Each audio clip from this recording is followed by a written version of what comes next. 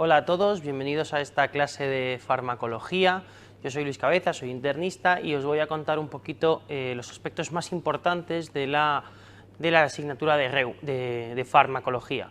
La farmacología, entendida en este contexto, no vamos a hablar de ella como cada uno de los fármacos de forma individual, sino lo que vamos a hacer es hablar de aquellos principios de farmacología que no se ven en ninguna otra asignatura, ¿vale? Vamos a hablar de los aspectos puramente farmacológicos, así que no esperéis aquí un listado de fármacos en el cual hablemos de propiedades de familias farmacológicas, ni hablaremos ahora de antibióticos, ni nada por el estilo. Vamos a hablar de aspectos de la farmacología más clásica que podéis vosotros imaginaros.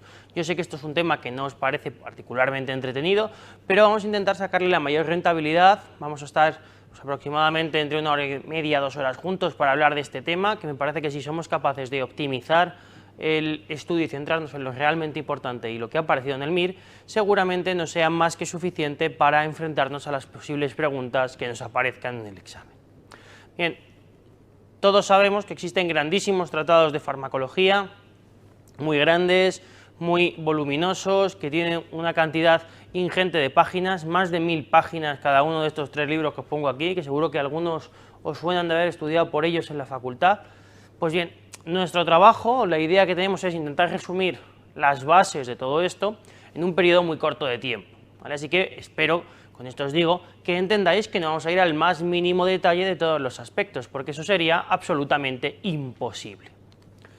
Primera idea, ¿qué es la farmacología? Bien, la farmacología básicamente podemos decir que es la ciencia que estudia fármacos o drogas, las propiedades que tienen y los efectos que producen sobre los organismos vivos. Aquí es destacable hacer esta diferenciación, fármacos o drogas. ¿Por qué? Porque en castellano esa diferenciación tiene mucho sentido, ya que son conceptos completamente diferentes. Los fármacos son considerados como algo bueno, como algo positivo, y las drogas son consideradas como un aspecto negativo. Si nos vamos al mundo anglosajón, las palabras utilizadas para definirlo es la misma, drugs, o sea, da igual, no existe una connotación diferente para hablar de fármacos y drogas como algo positivo y negativo. Por eso, cuando nosotros hablamos de farmacología, lo mismo podemos poner un ejemplo asociado a un antibiótico que lo podemos poner asociado a una droga. Y eso es importante que lo entendáis, porque a lo largo de la clase vamos a hablar de abstinencia, dependencia y todo eso que normalmente en nuestro medio asociamos al mundo más de la droga que al del fármaco. Y lo otro que es importante es lo que ponemos aquí, las propiedades y los efectos que van a tener, ¿vale? Eso es a tener en cuenta, eso es bastante relevante y por lo tanto tenemos que quedarnos con ello.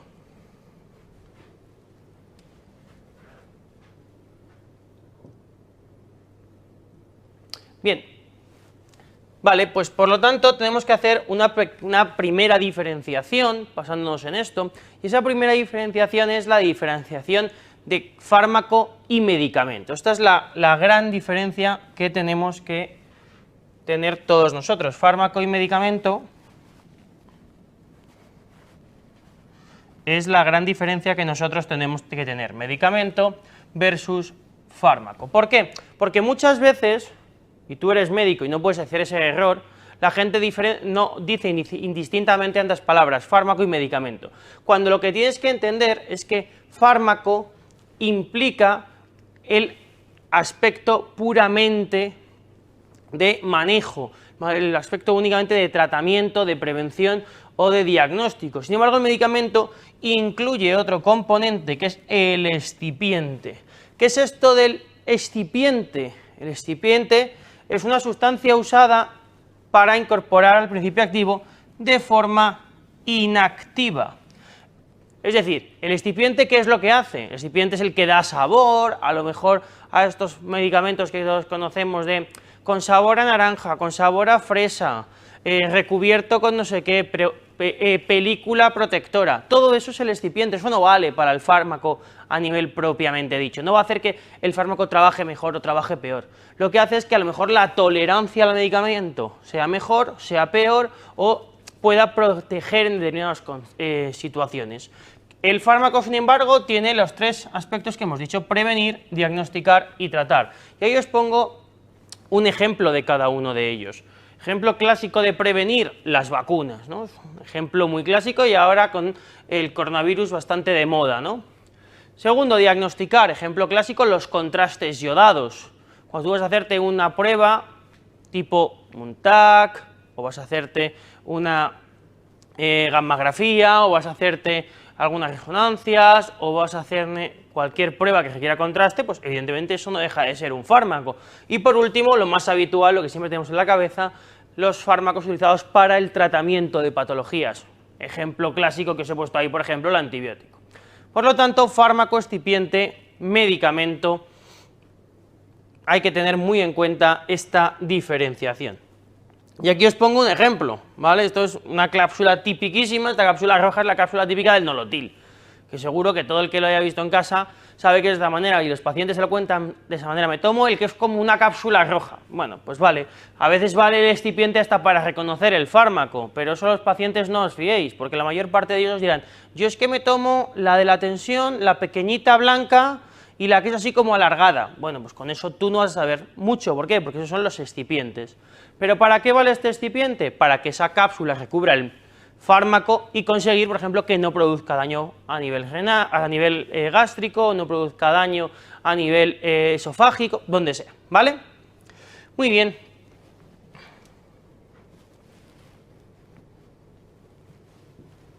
Bien, os pongo esta pregunta a ver qué os parece. He incluido varias preguntas a lo largo de la presentación para que podamos comentar, para que podamos hablar sobre ellas. Entonces, la primera que nos dicen es, ¿cuál es la definición de medicamento? Uno, la integración de una forma farmacéutica de varios principios activos, la integración de una forma farmacéutica de varios fármacos, la integración de una forma farmacéutica de varios excipientes y la integración de una forma farmacéutica de uno o varios fármacos y uno o varios excipientes. Bien, si somos fieles a lo que acabamos de estudiar, si somos fieles a lo que acabamos de revisar, espero que a nadie tenga la duda en pensar que la opción correcta va a ser la 4, ¿no? Porque ya hemos dicho que un medicamento está formado por fármaco más excipientes, y me da igual que sea uno o varios. Lo que nunca va a poder ser es que tenga solamente principios activos, que solamente tenga excipientes. Eso no va a poder ser, tiene que ser de las dos maneras, tiene que tener tanto fármaco como excipiente.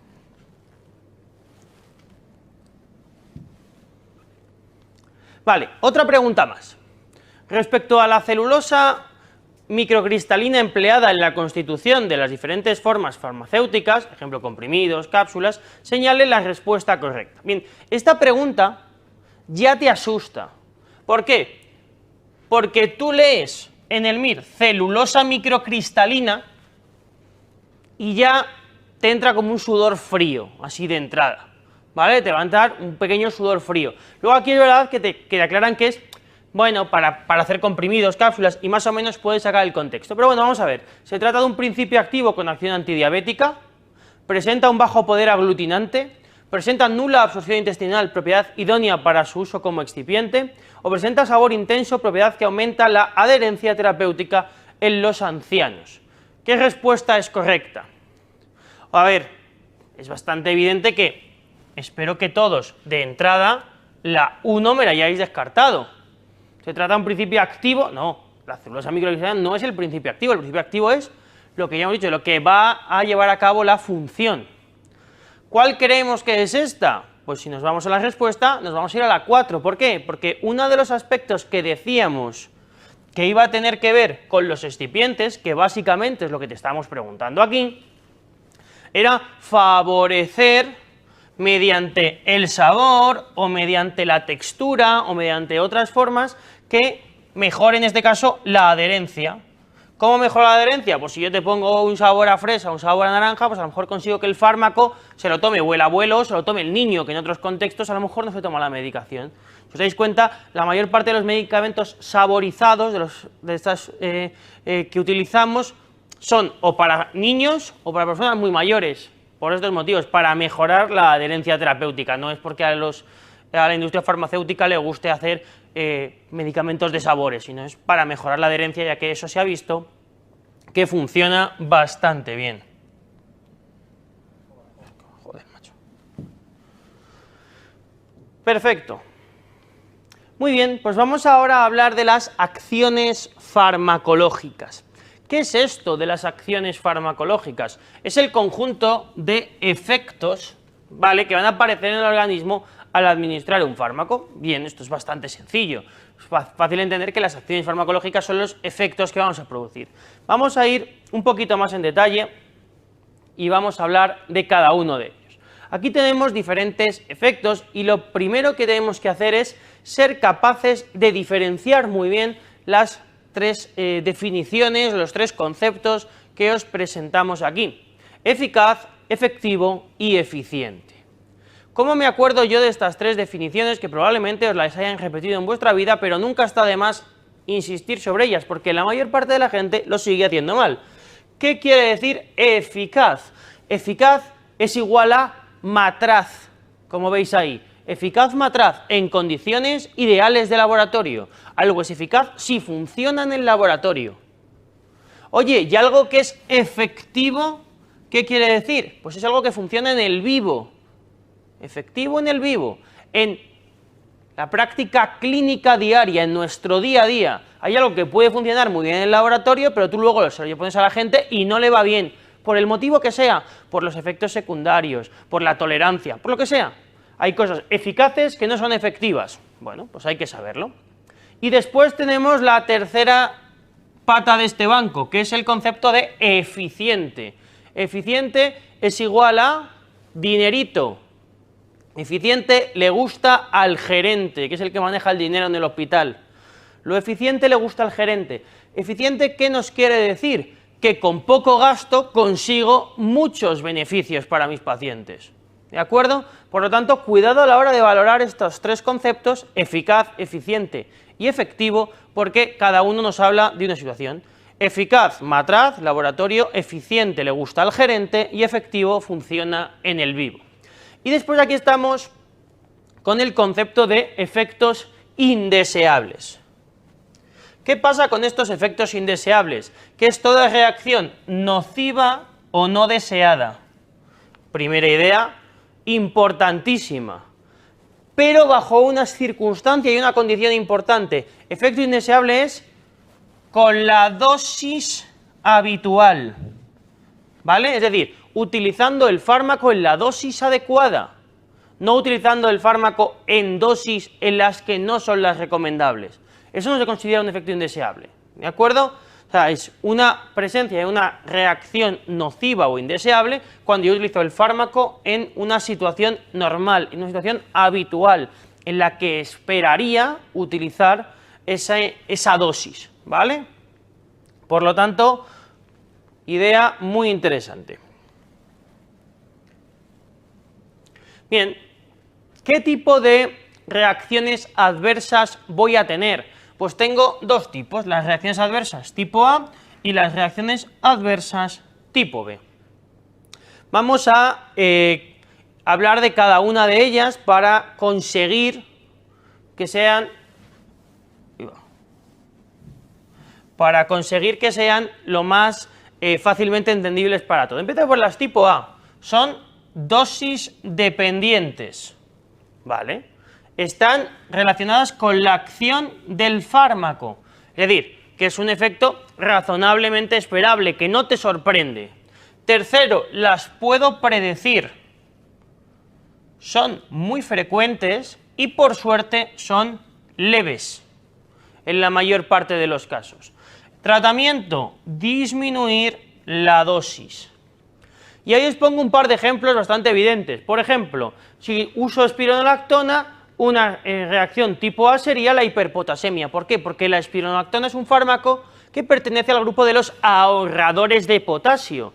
Pues si ahorra potasio, tener el potasio alto cuando tomas ese fármaco es algo predecible, es algo que farmacológicamente es razonable, es algo que si te subo la dosis del fármaco tendrás más potasio probablemente. Sí, es dosis dependiente. Y sí, hombre, salvo que tú no te des cuenta de la cosa, suele ser leve. Una hiperpotasemia leve no va a suponer un grave problema para el paciente. ¿Y cómo se trata? Bajando la dosis. cumple todos los requisitos. Os pongo otro ejemplo, dicumarínicos, es decir, un anticoagulante oral, como el acenocumarol, como el Sintrom, y la hemorragia. Si te doy más Sintrom, ¿más probabilidades de que sangres? Sí. Evidentemente, si yo tengo un anticoagulante, ¿el riesgo de sangrado farmacológicamente aumenta? Sí. ¿Es predecible? También. ¿Es frecuente? También. ¿Es leve? Sí, hombre, no digo yo que nunca nadie se haya muerto por una sobredosificación de acenocumarol, pero la inmensísima mayoría van bien, ¿vale? Y hay que ajustar la dosis. Perfecto. ¿Qué pasa ahora con las tipo B? Las reacciones tipo B son aquellas que son muy graves, por suerte poco frecuentes, impredecibles y no relacionadas con la farmacología y no tienen que ver con la dosis. Y lo que hay que hacer es suspender el tratamiento, ¿vale? Suspender el tratamiento. Ejemplo, pues aquí os pongo, agranulocitosis por metamizol o por metimazol, hepatotoxicidad por ácido valproico. Tú no sabes que eso le va a producir o no al paciente, eso no es predecible. ¿Por qué? Porque yo puedo poner metamizol a 2 millones de personas y que esto le pase a 4. ¿Por qué? Porque tiene una predisposición a desarrollarlo o porque realizan este tipo de reacciones. ¿Qué conclusión tenemos que sacar nosotros de esto? Pues la conclusión que tenemos que sacar es que, por suerte para nosotros, lo más frecuente es leve. Y lo más frecuente es predecible. Dicho de otra manera, si conocemos bien la farmacología y si tratamos bien a los pacientes a nivel farmacológico, gran parte de las reacciones adversas las vamos a poder eliminar. Sin embargo, las que son realmente graves, por suerte, son impredecibles y poco frecuentes. Tenemos que tener la tranquilidad, entendedme la tranquilidad, porque evidentemente cuando te pasa, te fastidia, de que cuando esto le sucede a un paciente, pues hombre, no es culpa tuya, son cosas que pasan, pues, por mala suerte o por probabilidad muy baja, pero no es una cosa que tenga que ver con una mala praxis tuya o con un problema que hayas llevado tú a cabo. Perfecto, pues vamos a seguir avanzando. Y hacemos esta otra pregunta. ¿Cuál de las siguientes no se considera una reacción adversa a medicamentos? Hipopotasemia secundaria y diuréticos de asa, hepatitis aguda fulminante secundaria a sobredosis de paracetamol, fracaso renal agudo secundaria a antiinflamatorios no esteroideos o necrólisis epidérmica tóxica secundaria a la motrigina. Os dejo unos segunditos que lo penséis. Aprovecho para beber.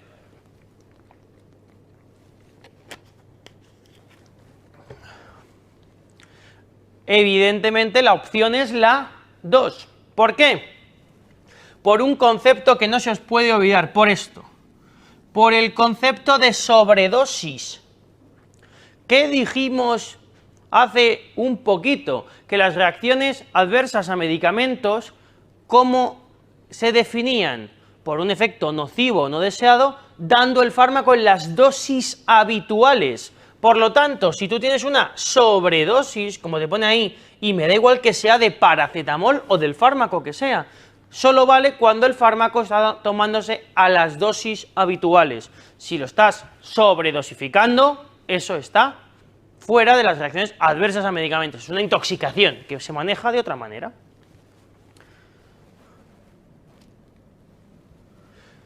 Bien.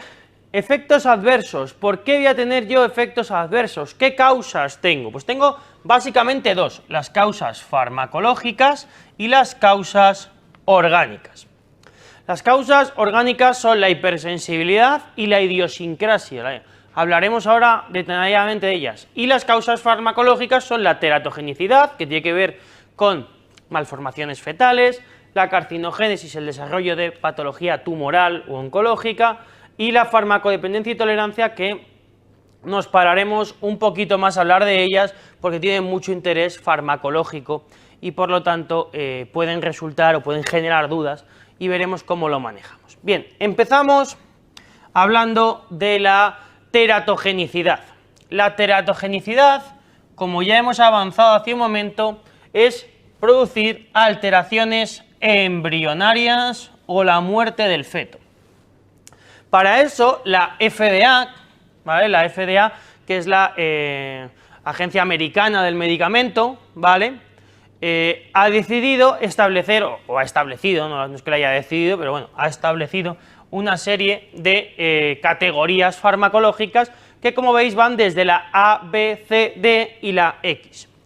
¿Qué quiero que sepáis? Pues primera idea, quiero que sepáis que si veis una categoría X, es que desde luego es fármacos que han demostrado que producen anormalidades fetales. Por lo tanto, están contraindicados. Esa es la primera idea que quiero que os llevéis.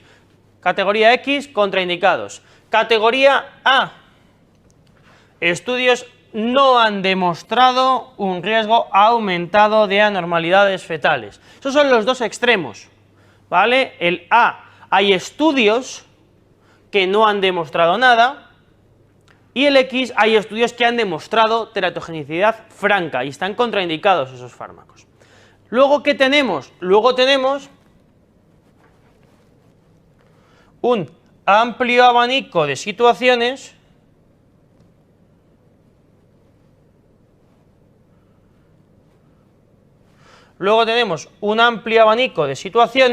que están en el punto medio de lo anterior.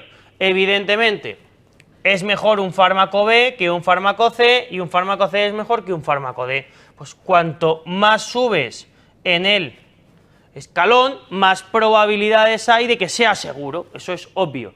Pero ¿cuál es el principio básico que tú tienes que tener en tu cabeza? Es la siguiente: en el embarazo no utilices fármacos salvo que sea extremadamente necesario. Tienes que evitar las terapias salvo que sean estrictamente necesarios. Muy importante, ¿vale?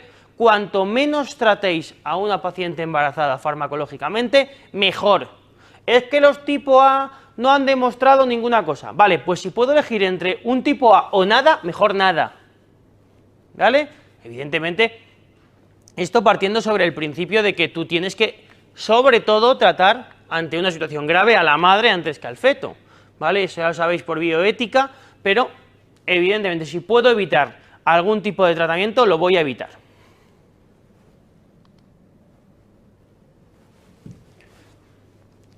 ¿Qué pasa con la carcinogénesis? La carcinogénesis es otro efecto que tenemos que tener en cuenta y básicamente lo que hace es alterar el genoma para conducir a una transformación neoplásica.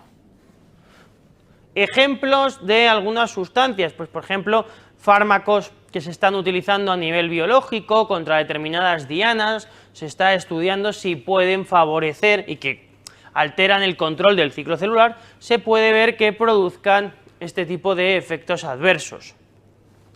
También hay algunos fármacos que pueden inducir al desarrollo de algunos tumores, ¿vale? Por ejemplo, a nivel del tiroides hay determinadas sustancias que pueden inducir la carcinogénesis tiroidea. Hay varias sustancias, varios fármacos que pueden llevar a cabo este tipo de efectos y por lo tanto debemos ser particularmente conscientes y particularmente cautelosos en ese sentido.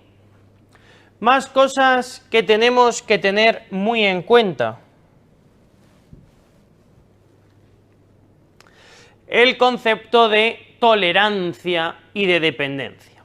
Fijaos, aquí me gustaría que os centrarais bastante en este cuadro, que es particularmente útil, que es particularmente interesante. Tú tienes un uso de un fármaco y ese uso del fármaco acaba generando una tolerancia. La tolerancia puede producir, a medida que pasa el tiempo, una situación de dependencia del fármaco, y esta dependencia en el contexto de una supresión brusca puede llevar a cabo el denominado síndrome de abstinencia. Este esquema, que puede resultar básico, que conceptualmente podéis pensar que está poco desarrollado, sí que nos parece que puede tener su idea a la hora de entender y afrontar este manejo, este tratamiento que tenemos que tener en cuenta.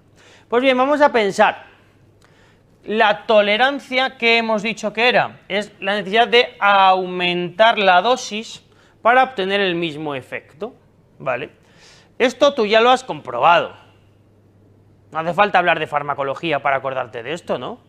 Tú cuando empezaste a tomarte tus primeras copas, cuando eras más joven, con la primera copa de probablemente algún producto alcohólico de baja calidad, con una copa ya estabas medio volado, o a lo mejor con dos. Muy probablemente hayas generado tolerancia y ahora para tumbarte haga falta mucho más. Igual con el confinamiento has hecho un poco de síndrome de abstinencia y a lo mejor te has quedado otra vez en casi situación inicial. Pero desde luego lo que tienes que tener en cuenta es que la tolerancia es algo que vivimos en nuestro día a día, que tú toleras las cosas a medida que las vas realizando. Tú cuando empiezas el primer día que haces deporte no aguantas nada y a medida que vas haciéndolo lo toleras mejor. Con la ingesta pasa lo mismo y con los fármacos pasa igual. ¿Cuáles son los grandes ejemplos que no os podéis olvidar de tolerancia farmacológica? Por ejemplo, está muy estudiado en los fármacos para el dolor, ¿vale? ¿Os acordáis de la escala analgésica de la OMS? La escala analgésica de la OMS tenía varios escalones y tú vas subiendo a medida que el paciente tiene dolor, muchas veces por tolerancia. En los opiáceos también pasa, también sucede en algunos tratamientos psiquiátricos, ¿verdad? Para la depresión, para la ansiedad, pues llega un punto que no mejoras o no eres capaz de obtener el mismo efecto con la dosis que tenías previamente. Y nosotros también lo vemos mucho con los abuelos. ¿Qué le pasa al abuelito cuando toma 10 años seguidos la misma pastilla para dormir? Doctor, es que yo me tomaba esta pastilla para irme a dormir y antes me iba muy bien y ahora ya no me va tan bien. Aquí lo tenéis, este es el motivo. El abuelo ha generado tolerancia. Y después tenemos la dependencia. ¿Qué sucede con la desviación? Con la dependencia. Que ahí ponemos que es la desviación de uso que puede tener un fármaco. Bueno, vale. Esto explicado de esa manera puede quedar un poco raro, ¿no? Puede quedar un poco raro. Vamos a intentar darle una vuelta a esto. Fijaos. Tenemos por un lado la dependencia psíquica o adicción y la dependencia física o habituación. Bien, tenemos ahí los dos tipos de dependencia. Si yo te digo la dependencia psíquica o adicción, es una conducta que lleva al consumo compulsivo de un fármaco con fin de efectos agradables. ¿Por qué no baja esto? A ver, voy a repetirlo. Psíquica, compulsivo por efectos agradables. Y luego tengo la dependencia física o habituación, que es el uso crónico. Por el uso crónico tiene lugar los cambios adaptativos en el organismo, entonces lo que hace es que aparece el síndrome de abstinencia si se retira el fármaco. Entonces alguno podrá decir, bueno, a ver, ¿esto cómo va? Pues vamos a intentar poner un símil, vamos a intentar poner un ejemplo para que estos conceptos de tolerancia, dependencia física, dependencia psíquica y demás sean perfectamente entendidos por todos. Imaginaos la siguiente situación, esto es lo que yo llamo la teoría del bofetón. Imaginaos que yo llego y os pregunto, oye, ¿cuántos de vosotros me dejáis que os dé un bofetón así, de gratis? Pues probablemente ninguno, ¿verdad? O sea, si a ti llega alguien y te dice, oye, te voy a dar algo que es una droga y que es malo para ti, pues vas a decir, hombre, pues no lo quiero. Bueno, bien. ¿Pero qué le pasa a las drogas? Pues que tienen su parte, entre comillas, que lo que hace es que te produce unos efectos agradables, como ponemos en la diapositiva. Vale, pues la teoría del bofetón, el efecto agradable que va a ser es que yo te digo, oye, te doy un bofetón, pero a cambio del bofetón te doy 100 pavos. Alguno dirá, bueno, es que yo por 100 pavos no nos vamos a discutir. Te doy un bofetón y te doy 6.000 euros. Yo creo que es un precio razonable por un bofetón, ¿verdad? Parece asumible. Que te lo voy a pegar yo, tampoco es Mike Tyson el que te lo va a pegar, quiero decir. Bien. Entonces tú dices, 6.000 euros por un bofetón, estupendo. Y es más, tú me preguntas compulsivamente, si me das dos, ¿me das 12.000? Yo te digo, claro. Entonces tú llegas y te doy 2 bofetones, sabes que no es bueno que te peguen, bien, no hace falta que te digan eso, pero te llevas 12.000 euros. Dices, joder, qué efecto agradable tan bueno me estoy llevando, ¿verdad? parece que este efecto agradable me gusta. Y entonces, ¿qué coges? Y dices al día siguiente, oye, Luis, ¿me das otros dos bofetones? ¿No te importa? Y yo, claro. Y entonces todos los días vienes a pedirme bofetones. Y ese efecto agradable consigue que tú hagas un consumo compulsivo de la situación. ¿Por qué? Pues porque el beneficio que obtienes te gusta. Te llevas 12.000 euros todos los días. Vale. Bien. Hasta aquí todo son cosas buenas. Vale, te llevas bofetones. Estupendo. Vale. Bien, siguiente paso.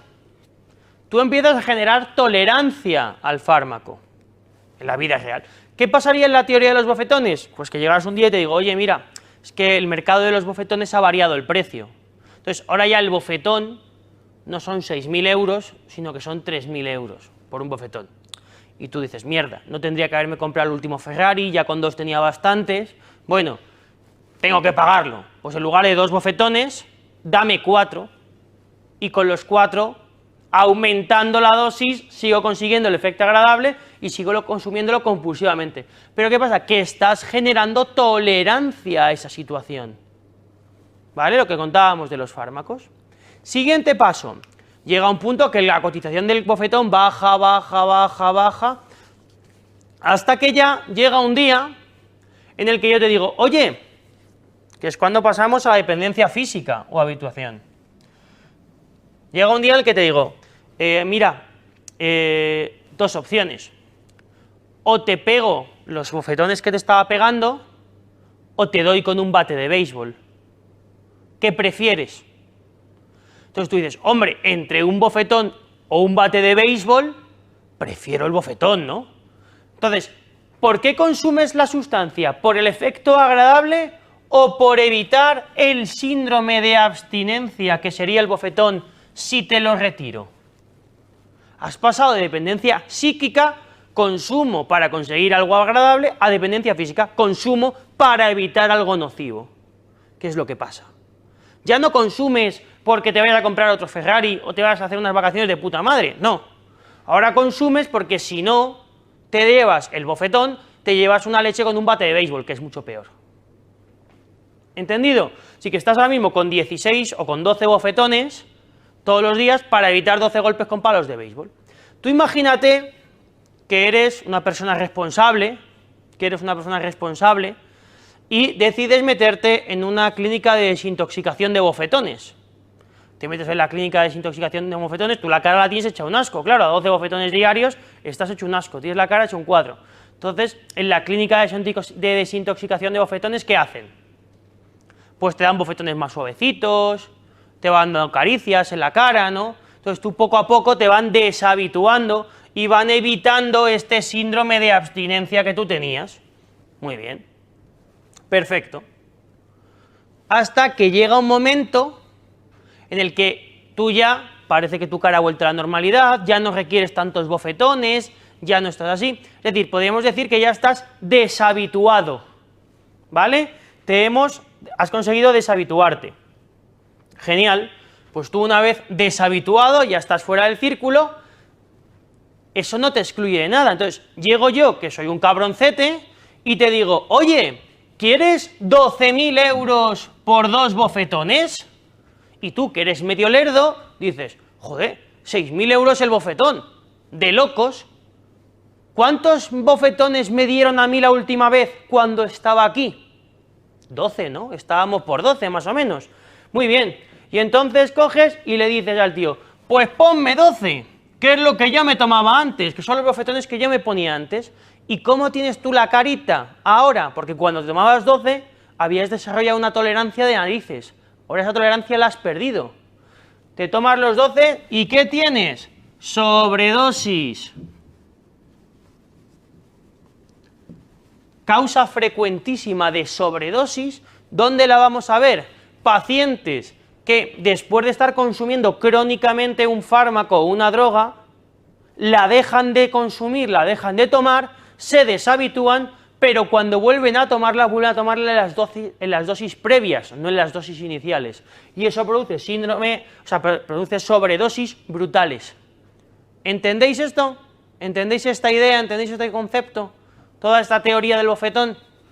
Evidentemente en el MIR no va a salir ni bofetones, ni euros, ni bates de béisbol. Pero yo lo que quiero que entendáis vosotros, esta rueda de dependencia física, tolerancia, dependencia psíquica, síndrome de abstinencia, sobredosificación, que entendáis esta rueda porque muchas veces os liáis en estos conceptos que aparentemente son complejos, pero que, si los explicamos de esta manera, pueden resultar razonablemente sencillos. Perfecto. Bien, pues seguimos.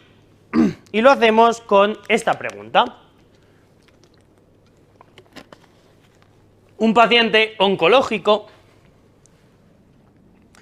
está en tratamiento con morfina. Vale. Acude por mal control, se realizan las pruebas complementarias pertinentes, concluyendo que la enfermedad tumoral se encuentra estable. Por tanto, asumimos que se debe a una disminución del efecto del opioide y aumentamos la dosis. Perfecto. Muy bien, este fenómeno, ¿cómo se denomina? Taquifilaxia, tolerancia, dependencia o abstinencia. A ver, pensad en qué punto estamos de la teoría del bofetón en este momento. Acude por mal control, está estable, ¿vale? Es decir, mal control y estabilidad clínica, estabilidad tumoral, ¿vale? Entonces, ¿qué es lo que sucede? Que tu paciente lo que ha hecho ha sido generar tolerancia. De tanto usar un fármaco, ese fármaco hace cada vez menos efecto, ¿de acuerdo? No es que se haya hecho dependiente, no es que se haya hecho abstinente, porque sigue consumiéndolo. Entonces, es simplemente esta situación que hemos comentado. Tu paciente ha generado, como veis aquí, tolerancia al fármaco y debes ajustar la dosis. ¿Qué es lo que hacemos? En estos pacientes, ¿qué opciones tenemos? ¿O qué otra opción hubiera sido válida? Opción 1, aumentar la dosis. Opción 2, disminuir el intervalo. Es decir, imagínate que tú a un paciente le dices, tomas 4 miligramos al día de una sustancia y con eso tengo mal control del dolor. Opción, te doy 8 miligramos juntos, o en lugar de darte 4 cada 24 horas, te doy 4 cada 12. Son las dos opciones. O te aumento la dosis junta o te la divido en dos. En el fondo es el mismo concepto, es aumentar la dosis diaria, pero puedes hacerlo de las dos maneras.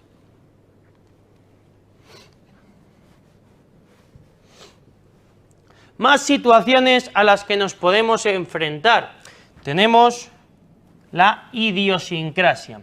¿Qué es esto de la idiosincrasia? La idiosincrasia es algo inesperado, respuesta inesperada, que aparecen sujetos con una sensibilidad determinada genéticamente, es decir, no lo vamos a poder saber. Esto es algo genéticamente, una reacción idiosincrásica es algo no esperable, es algo no conocido y es algo que tiene que ver con la persona. Es una alteración genética, determinado genéticamente. Tú no puedes decidir tenerlo o no tenerlo. Esto es una cosa, no tiene que ver con esto, pero para que entendáis, efectos idiosincrásicos no solamente está aplicado a esto. Hay un efecto idiosincrásico en la alimentación muy curioso y tiene que ver con el cilantro. A la gente que le gusta el cilantro o que no le gusta el cilantro es por una determinación genética. Tú genéticamente te gusta o no te gusta, o toleras o no toleras el cilantro. Y no pasa como con otros alimentos que puedes decir, me voy a acostumbrar. No, si genéticamente no te gusta el cilantro, no te va a gustar en tu vida. Es imposible conseguirlo. Y si no tienes eso, bueno, si no tienes esa determinación genética, pues evidentemente te puede gustar más, te puede gustar menos, pero no te va a parecer un asco. Hay mucha gente que tiene esta determinación genética para el cilantro y no puede tolerar ningún alimento que lo lleve. Pues eso a nivel farmacológico se llama una reacción idiosincrásica. Pues te ha tocado, no podemos hacer nada por ello, ¿vale?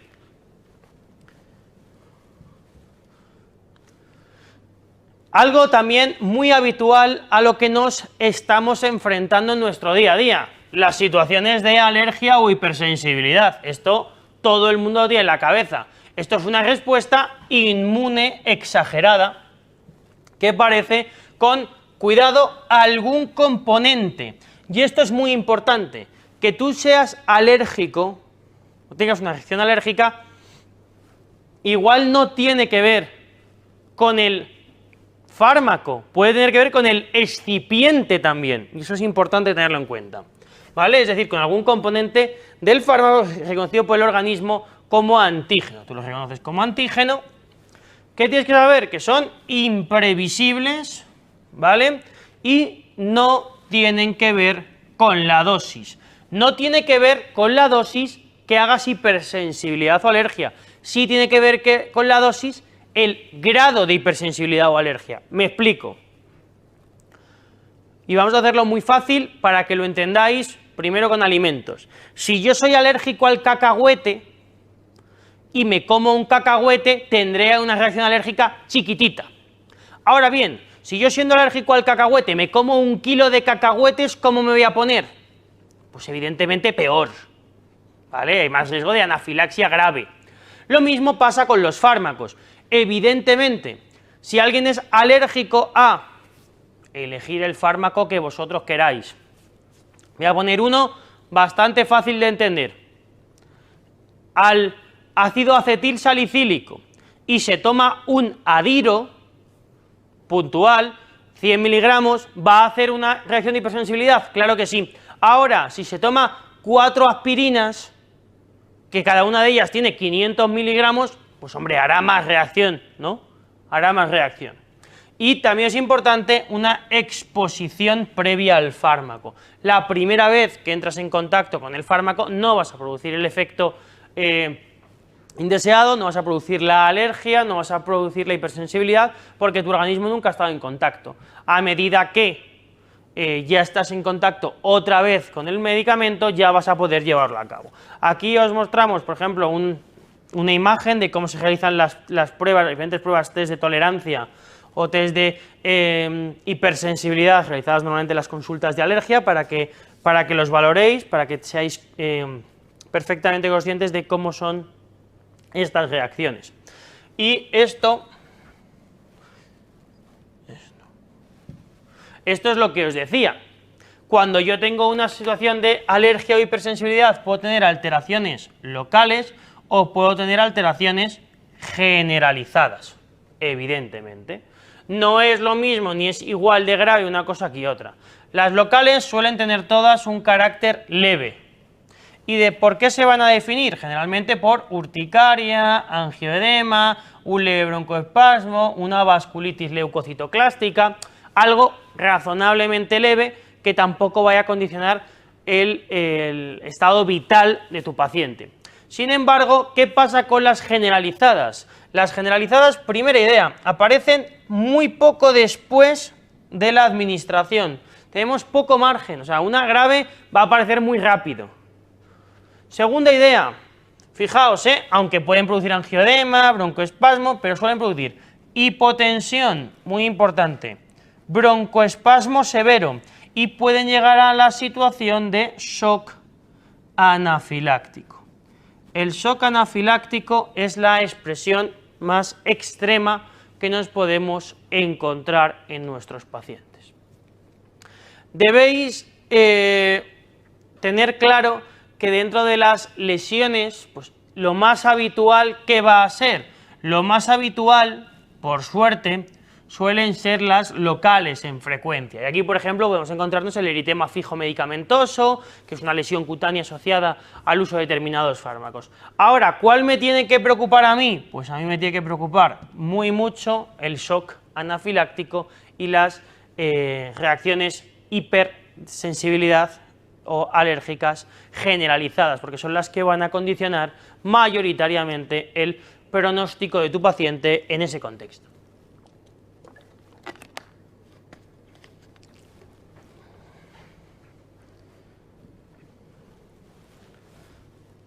Muy bien, pues seguimos. Vamos a hacer otra preguntilla.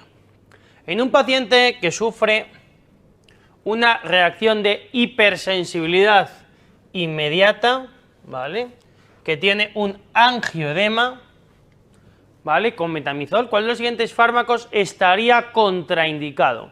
Bien, esto es algo que no os he contado, que os he explicado, pero bueno, entiendo que en este contexto es lo que os he dicho, es la aplicación del concepto que nosotros estábamos en contacto. Adrenalina, hidrocortisona, desclorefenamina o desquetoprofeno. ¿Cómo no trataríais a este paciente? Hombre, pues evidentemente lo que no voy a utilizar es el desquetoprofeno, que es nombre comercial Enantium, que es un antiinflamatorio no esteroideo que aquí no pinta nada. ¿Qué es lo que tenéis que tener en cuenta? Que uno de los tratamientos más importantes es el uso de la adrenalina intramuscular, que aquí os pongo una de los ejemplos clásicos de cómo se tiene que utilizar la adrenalina habitualmente. Es la administración intramuscular para el shock anafiláctico, y aquí os ponemos, bueno, pues un poquito el mecanismo, que hay que pincharlo en la pierna habitualmente, y que es la forma básica, que es el tratamiento de elección en las reacciones de hipersensibilidad inmediatas más graves, en el shock.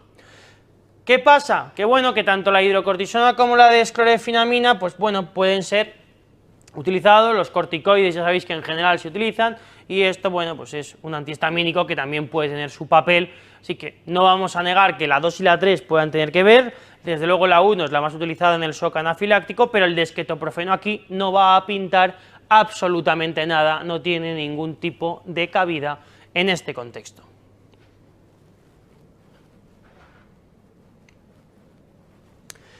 Muy bien, seguimos avanzando y vamos a pasar ahora a hablar de la farmacocinética. ¿Vale? Vamos a hablar un poquito de farmacocinética, y cuando hablemos de farmacocinética tenemos que entender que esto es lo que decimos que cómo actúa el organismo sobre el fármaco, es decir, las modificaciones que el organismo lleva a cabo sobre el fármaco es la llamada farmacocinética.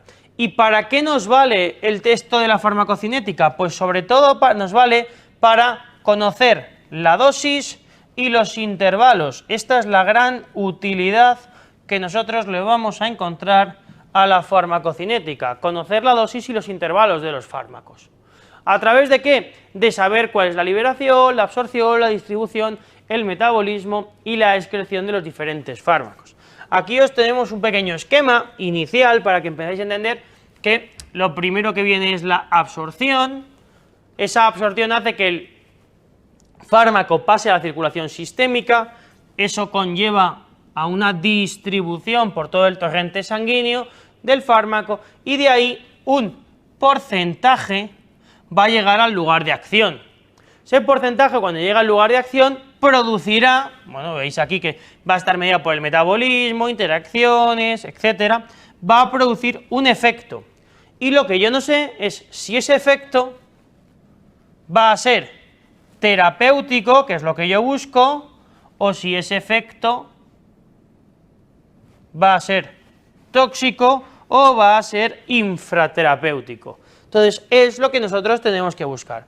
¿Y cómo se llama a este punto en que el efecto es terapéutico? Se llama margen terapéutico o rango de acción, ¿vale? O rango terapéutico. Bien, pues esto es un poco, este esquema es lo que vamos a desarrollar en los siguientes minutos. Vamos a intentar que entendáis todo aquello que tiene que ver con cada uno de estos momentos, ¿vale? De la evolución del paso del organismo por del fármaco por el organismo.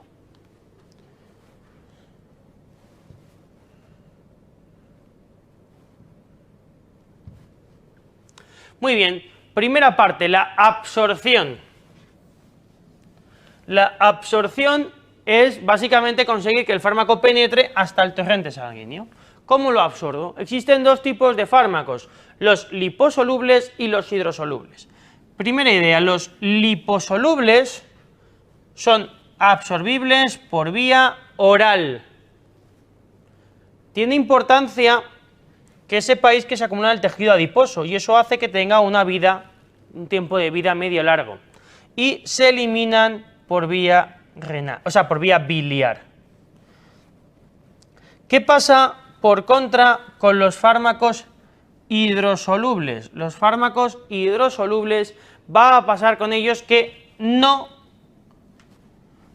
se absorben por la vía oral, importante, es decir, necesitamos una vía parenteral para administrarlo, tiene un tiempo de vida más corto, y aquí viene el dato muy importante que tenéis que recordar, y es que se eliminan por vía renal. Ese es un dato que tenéis que tener muy en cuenta y luego veréis por qué. Se van a eliminar por vía renal. Por lo tanto, tengo estos dos tipos de fármacos, los fármacos liposolubles, los fármacos hidrosolubles, que van a ser los que tú tengas capacidad de ver las características. Acordaos de dos datos importantes que os los remarco aquí. Liposoluble, vía oral. Hidrosoluble, excreción renal, eliminación renal. ¿Vale? Absorción oral del liposoluble, excreción renal del hidrosoluble. Y esto ya veréis que luego va a tener su importancia, va a tener su sentido más adelante.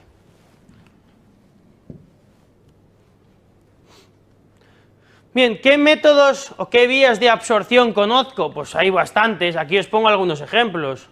Tengo alguna muy típica como la vía oral, la vía parenteral, tengo también la sublingual, una poco agradable como puede ser la rectal, la cutánea, la inhalatoria. Existen muchas vías de administración. No todas tienen las mismas propiedades, no todas se utilizan en la misma probabilidad o en el mismo porcentaje de casos, pero tenemos que conocer aquellas propiedades farmacológicas más habituales que nos encontremos. Bien, aquí tenemos un esquema que a mí me parece bastante interesante de las diferentes vías de administración, ¿vale? Entonces, tenemos que diferenciar en cuanto a las vías de administración, ¿vale? Las vías de administración, algunas que tienen afectación o efecto sistémico y otras que van a tener efectos locales. Empezamos hablando de los efectos locales. Cuando hablamos de las locales, hombre, pues por ejemplo os traigo aquí la vía tópica, que es la más típica, pero veis, vaginal, intranasal, inhalatoria, oftálmica y ótica. En la inhalatoria, quiero que tengáis en cuenta que esto es así por un motivo, y es básicamente porque la absorción a nivel sistémico de la vía inhalatoria es muy escasa. Entonces, el pulmón absorbe poco, no para sí, pero sí para la vía sistémica. Por lo tanto, es a nivel sistémico, es poco sistémica, ¿vale? Poco sistémica, la vía inhalatoria, que es la que puede generar dudas. Yo entiendo que la tópica nos genera grandes dudas. Bien, dentro de los efectos sistémicos, hay que acordaros de la vía transdérmica, que está un poco fuera de todo, y por favor no me confundáis nunca la vía tópica con la vía transdérmica, porque no es lo mismo. La vía tópica, el ejemplo clásico es me doy una cremita, esa es la vía tópica. La vía transdérmica es me pongo un parche que va a liberar lentamente el fármaco que sea. Ahora lo veremos. Entonces son cosas absolutamente diferentes, no podemos equipararlas bajo ningún punto de vista.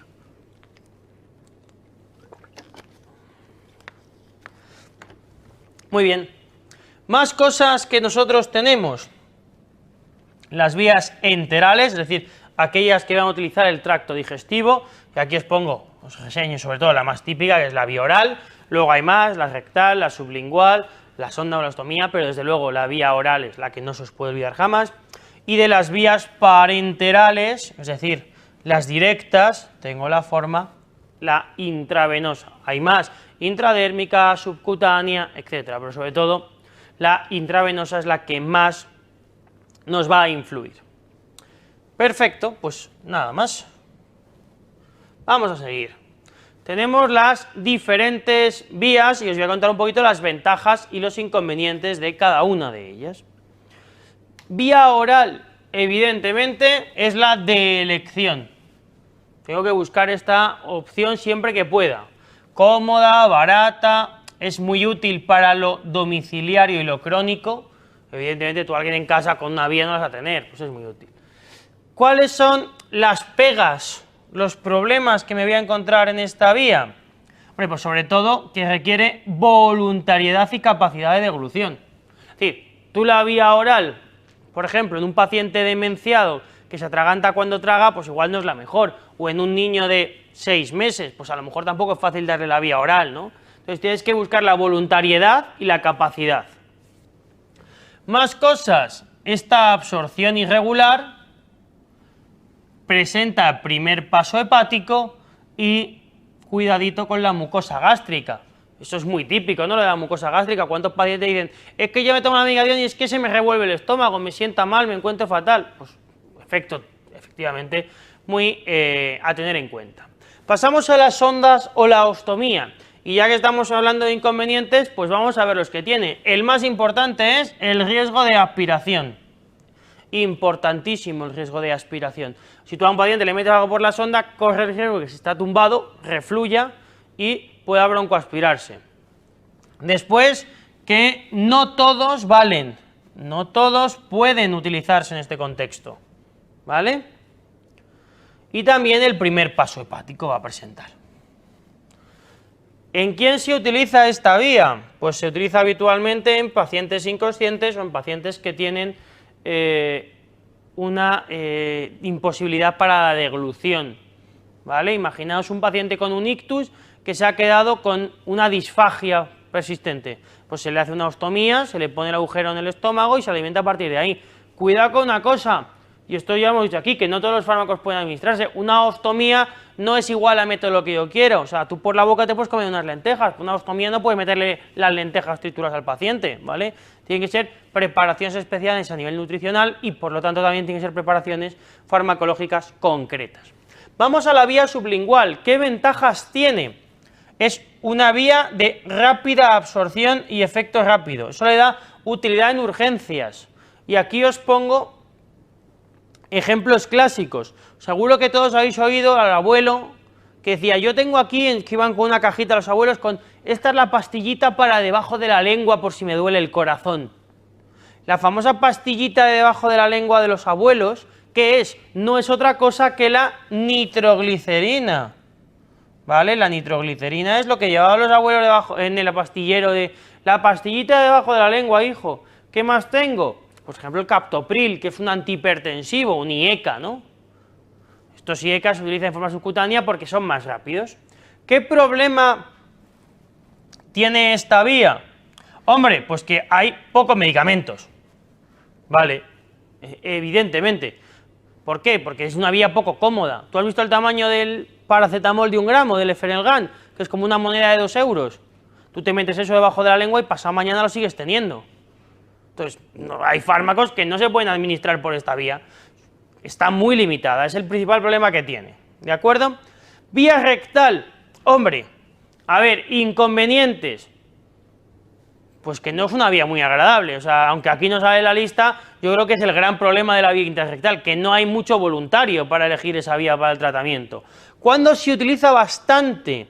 Ahora lo veremos, porque hay algunas cosas concretas que sí. Pero como efectos secundarios o inconvenientes, la estimulación del vago, lo que estoy diciendo, a la gente no les suele gustar. Entonces, pacientes cardiópatas, arritmias cardíacas, cuidado a ver si lo vas a desarrollar, ¿vale? Y después también la absorción irregular. ¿Cuándo voy a utilizar yo esta vía? ¿Cuándo voy a utilizar esta vía? Evidentemente, hay algunas situaciones en las que se puede utilizar y que es muy útil. Por ejemplo, en los niños pequeños, las crisis convulsivas, cuando un niño tiene una crisis comicial, una convulsión, se trata con el diazepam intrarrectal, por ejemplo. Y también en algunos adultos se puede utilizar en determinados contextos, por ejemplo, las enfermedades inflamatorias intestinales, como puede ser el Crohn o la colitis ulcerosa, que produce mucha inflamación a nivel local, a nivel del colon y del intestino. Se utilizan las espumas intrarrectales que alivian mucho a ese nivel, ¿vale? Pero bueno, insisto, no es una, y después evidentemente laxantes, espumas rectales, que es lo que hemos dicho, no es la vía más habitual de administración de ningún tipo de sustancia. Seguimos hablando y vamos a pasar a otras vías de absorción, pero aquí no me voy a parar tanto porque es bastante menos relevante de cara al examen, solamente me quiero centrar en un par de detalles de cada uno de ellos. Primero, que la vía intravenosa el efecto es inmediato y que tiene una biodisponibilidad del 100%. Ahora hablaremos de la biodisponibilidad y de la importancia de la biodisponibilidad. Y otra cosa es, como ventaja, que puedes utilizar grandes volúmenes para el paciente. puedes meter al paciente grandes volúmenes. Bien, cosas negativas de la vía intravenosa. Pues, primera idea, tiene más toxicidad y más complicaciones. ¿Por qué? Porque puedo irritar la vena, porque puedo romper la vena, porque si me paso de dosis, al tener una biodisponibilidad del 100%, que ahora vemos lo que es, hay más riesgo de toxicidad, es dolorosa, es más cara, es decir, tiene bastantes efectos secundarios, pero en el hospital, paciente ingresado, se utiliza bastante. Del resto de las vías intradérmica, subcutánea e intramuscular, ¿cuál es el problema? Escaso volumen, aquí también tiene volumen limitado y aquí también volumen de hasta 5 mililitros, como mucho decir. El problema de las demás vías es que tampoco puedo meter mucho intradérmico. ¿Qué le quieres meter? ¿Medio litro al paciente? No puedes.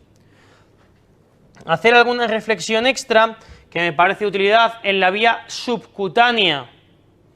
Por ejemplo, me parece útil para la autoadministración de dispositivos precargados, y esta sí que se suele utilizar bastante. Seguro que conocéis a gente con insulina o heparina, ¿verdad? La insulina o heparina se administran de forma subcutánea, así que es una vía que no va a tener volúmenes muy importantes, pero que sí va a tener utilidad. ¿Para qué más va a tener utilidad estas vías intradérmicas, subcutáneas, intramuscular? Vacunas, ¿de acuerdo? Van a ser sobre todo algunas vacunas las que tengan mayor utilidad en estos casos. Muy bien.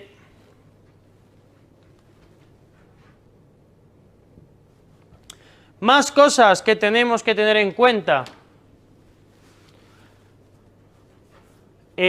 Las vías tópicas, transdérmicas y intranasales inhalatorias. Las inhalatorias, como veis aquí, hay tantísimos dispositivos, porque es verdad que tenemos una barbaridad de dispositivos a nuestra disposición a día de hoy, que no me voy a meter a que diferenciéis un Breithaler de un Turbohaler, de un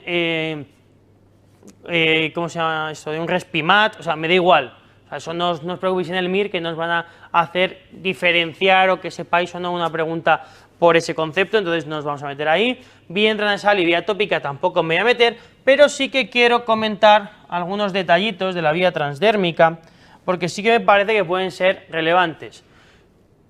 Cosas buenas, que es cómoda y que puede reducir el número de administraciones. Y ahora os explico eso bien. Voy a contaros los efectos adversos o lo malo y luego os explico eso. Problemas de la piel, inconvenientes, la irritación local y que tenemos escasos fármacos a este nivel. ¿Por qué digo que pueden reducir el número de administraciones? Porque si yo tengo una vía transdérmica, las vías transdérmicas, dependiendo de para qué fármaco, se utilizan cada 12 horas, o cada día, hay que cambiar el parche, o cada 3 días incluso. Entonces, una forma muy típica para evitar que el paciente esté tomándose mogollón de pastillas de medicación es utilizar la vía transdérmica, y por esa vía transdérmica yo te administro opiáceos, por ejemplo, te administro nitratos o te pongo anticonceptivos incluso. Entonces es una cosa mucho más cómoda, en lugar de ponerte un parche de anticonceptivos, mejor que tomarte una pastilla de anticonceptivos todos los días. O incluso lo que decíamos de los opiáceos, te pongo un parche de fentanilo, por ejemplo, en lugar de estar tomándote pastillas y pastillas y pastillas de opiáceos, y además consigo una liberación mucho más prolongada, mucho más sostenida y seguramente consigas el mejor control del paciente. Así que aquí está la utilidad, sobre todo, de este tipo de fármacos. Seguimos avanzando y, hombre, es bastante obvio, bastante evidente que hagamos este pequeño resumen, y solamente como resumen decir que la oral, como todos suponéis, es la más empleada de todas, y que el primer paso hepático no lo voy a tener ni en las sublinguales ni en las parenterales, ¿vale? El primer paso hepático en esos contextos no lo voy a presentar.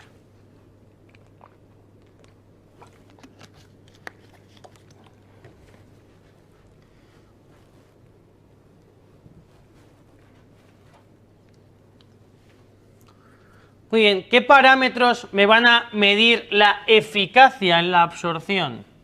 Pues aquí tengo dos conceptos, el primero es la biodisponibilidad y el segundo es la constante de absorción.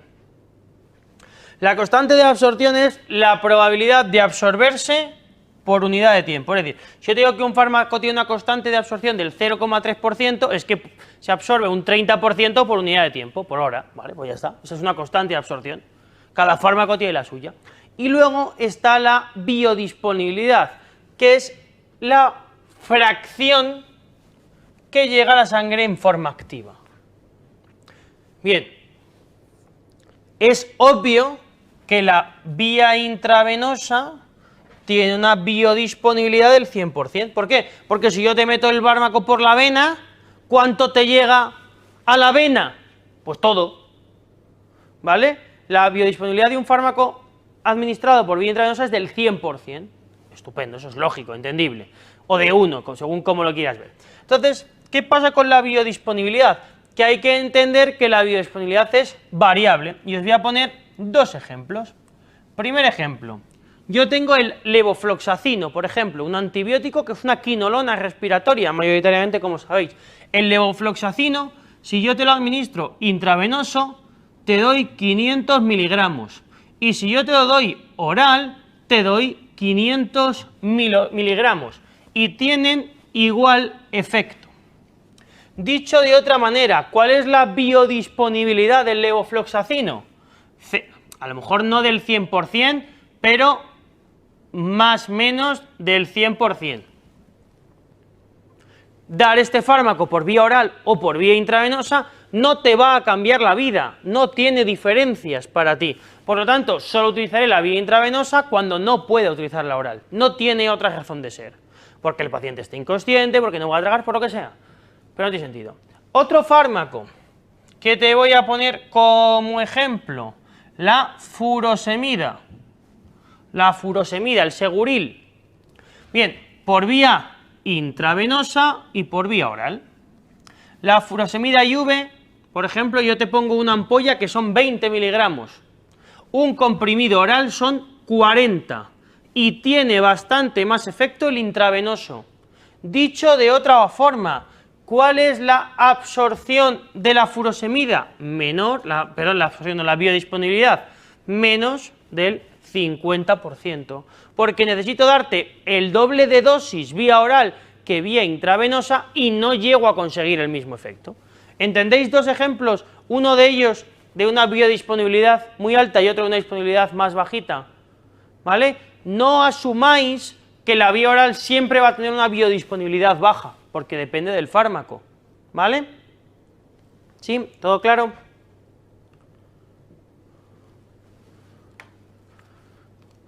Distribución. Bien, esto me interesa particularmente el tema de la distribución. La distribución, ¿qué es? Básicamente, la distribución es el transporte del fármaco hasta el órgano, ¿vale? Hasta el órgano diana. Bien, esto parece lógico, parece sensato pensarlo. Vamos a darle una vuelta a esto. Imaginaos que a todos nosotros nos sueltan aquí. Esto que tenéis aquí pintado es el mapa de Londres, de metro, ¿vale? Imaginaos que tú has estado en Londres, no lo conoces, el fármaco nunca está en tu organismo, no sabe cómo eres. Nos sueltan a todos ahí y nos piden a todos que quieren que lleguemos a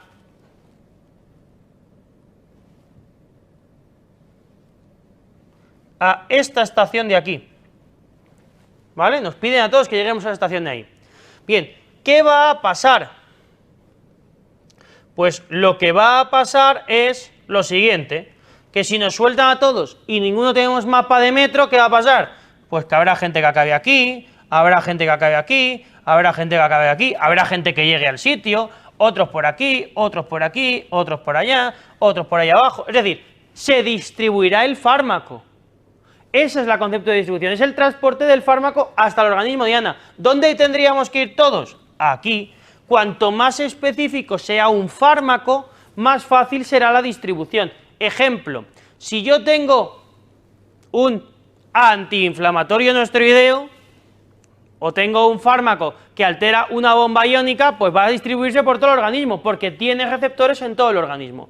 Ahora, si yo te doy un fármaco que es un anti-interleucina 6, es que le estoy diciendo, mira, tú estás aquí, tienes que llegar aquí, y entonces, como solo hay una forma de llegar, no te preocupes, que yo te voy a guiar para que llegues el primerito. Vale, eso es verdad, pero eso es cuando es una forma muy concreta y vas contra una diana muy definida. Si yo te doy ese tipo de fármacos, es como darle el mapa, tienes que ir a este punto. Si yo cojo y le digo a un fármaco, tienes que ir contra una bomba sodio-potasio, va a distribuirse por todos sitios. ¿Entendéis la diferencia entre una cosa y otra? Entre darle el mapa, que es señalizarle muy bien dónde tiene que ir, o no darle el mapa, que se distribuye por todos sitios. Esa es la distribución de un fármaco, básicamente. ¿Por qué se va a ver condicionada esta distribución? Pues vamos a verlo. Vale, hay que entender que los fármacos pueden viajar generalmente, bien, libres o unidos a proteínas. Y ahora veremos que hay varias proteínas que pueden estar implicadas en esto, aunque la mayoritaria es la albúmina. Por eso una hipoalbuminemia condicionará la distribución de los fármacos. Y para que realice su efecto, metabolizarse, eliminarse, no debe encontrarse unido. O sea, para realizar su efecto no tiene que estar unido a la proteína. Entonces, aquí surge el siguiente concepto. Y el siguiente concepto es este que veis aquí. Está el fármaco, que es el complejo proteína-fármaco, lo que también se llama el tóxico ligado, que es sin efecto farmacológico. Y luego está, por un lado la proteína y por otro el fármaco, separados, que aquí es cuando el fármaco va a tener efecto farmacológico. Bien, vamos a ver esto de otro punto de vista, porque me parece más útil verlo, aparte como lo hemos visto aquí en esta otra diapositiva, porque me parece muy clarificadora. Fijaos, para la distribución necesitamos lo que hemos hablado, la fijación a proteínas plasmáticas. Bien. Se unen para circular. Volviendo al ejemplo del metro, resulta obvio que tú puedes andar por las vías del metro. O sea, si tienes vuelta en el metro puedes andar por las vías, pero si eres un poco listo te meterás en un vagón del metro. El vagón del organismo son las proteínas y el vagón más utilizado es la albúmina. Tú te subes en el vagón del tren, te llevará luego al sitio que sea, te metes ahí. Bien, cosas importantes, lo que hemos dicho antes. Tengo el tóxico ligado, tengo la proteína por un lado y el tóxico libre por el otro. El tóxico libre es la fracción activa, acordaos de eso, si está unido a la proteína nunca va a hacer su acción.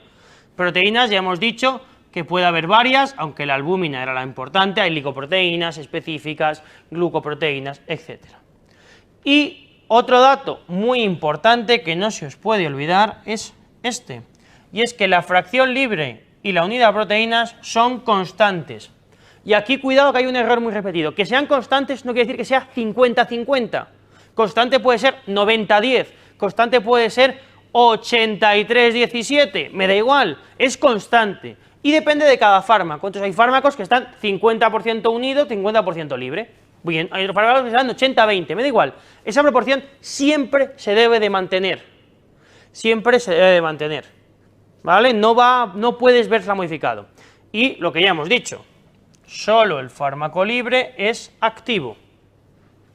Solo el fármaco libre es activo. El fármaco ligado, tóxico ligado, esto no produce acción. No tiene acción farmacológica alguna, ¿vale?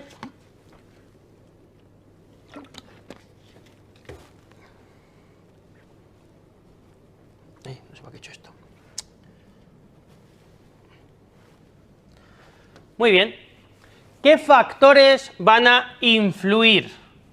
Factores que influyen en la distribución. Hay algunos que son bastante evidentes. Primer factor, el flujo sanguíneo regional. Hombre, es obvio, ¿no? Es obvio que si yo quiero que un fármaco llegue al riñón o al hígado, que se llevan entre los dos el 40% del gasto cardíaco, es más fácil que llegue que si quiero que lleguen a la uña de mi dedo meñique. Pues hombre, es más probable. Esto llevado al al ejemplo del metro, pues ¿qué es más fácil? ¿Que tú cojas un metro en ese plano de Londres que pasa cada minuto o uno que pasa cada 20? Hombre, pues es más probable que te metas en el que pasa cada minuto, ¿no? Aunque solamente sea por pesado. Por lo tanto, hay órganos menos irrigados, los menos irrigados tardan más en llegar a los fármacos, pues lógico. Más cosas. La salida del fármaco, la salida tiene que ser a favor de gradiente, ¿vale? La salida del fármaco tiene que ser a favor de gradiente. Es decir, que tiene que haber una norma por la cual a ti te digan, tiene que haber la misma gente en el andén que dentro del vagón. Y si hay más gente fuera del vagón que dentro del vagón, no puede salir porque se llena el andén. O al contrario, si hay más gente dentro del vagón, solo puede salir, no puede entrar más gente. Pues es lo mismo, el fármaco tiene que salir a favor de gradiente. Tiene que haber menos osmolaridad fuera que dentro. Tiene que salir a favor de gradiente. Y después hay dos situaciones que me parece que tienen su utilidad comentarla, que son la barrera hematoencefálica y la barrera placentaria. La barrera hematoencefálica es anatómicamente diferente, ¿vale? Y lo que hace es impedir que lleguen muchos fármacos, muchas sustancias. Entendamos esto como la barrera hematoencefálica, ¿qué está haciendo? Proteger tu cerebro, tu sistema nervioso central. Es muy selectiva con lo que deja entrar ahí. No va a poder entrar cualquiera. Para que os hagáis una idea, la barrera hematoencefálica es el portero de la discoteca de moda. Solo entras si estás en lista, solo entras si conoces a alguien dentro, no puede entrar cualquiera, limita. ¿Para qué? Para que no entre cualquiera ahí, para que no entre cualquiera en ese sitio. Sin embargo, ¿qué pasa con la barrera placentaria? La barrera placentaria no tiene alteraciones y depende de la liposolubilidad. Básicamente, deja pasar a todo Cristo. Esto, en nuestro ejemplo de los porteros de discoteca, ¿quién es? El portero del after a las 6 de la mañana, que le da igual el despojo que llegue ahí, lo importante es que llegue con ganas de tomarse otra copa, quiere que se llene el garito, entonces deja pasar a cualquiera. ¿Os acordáis cuando hablábamos de la teratogenicidad que decíamos? A la embarazada mejor no darle ningún fármaco, ¿por qué? Pues aquí tenéis la razón, porque la barrera placentaria es una mierda, a nivel farmacológico, se entiende. A nivel farmacológico deja pasar todo, entonces el riesgo de teratogenicidad es altísimo. ¿Entendido esto?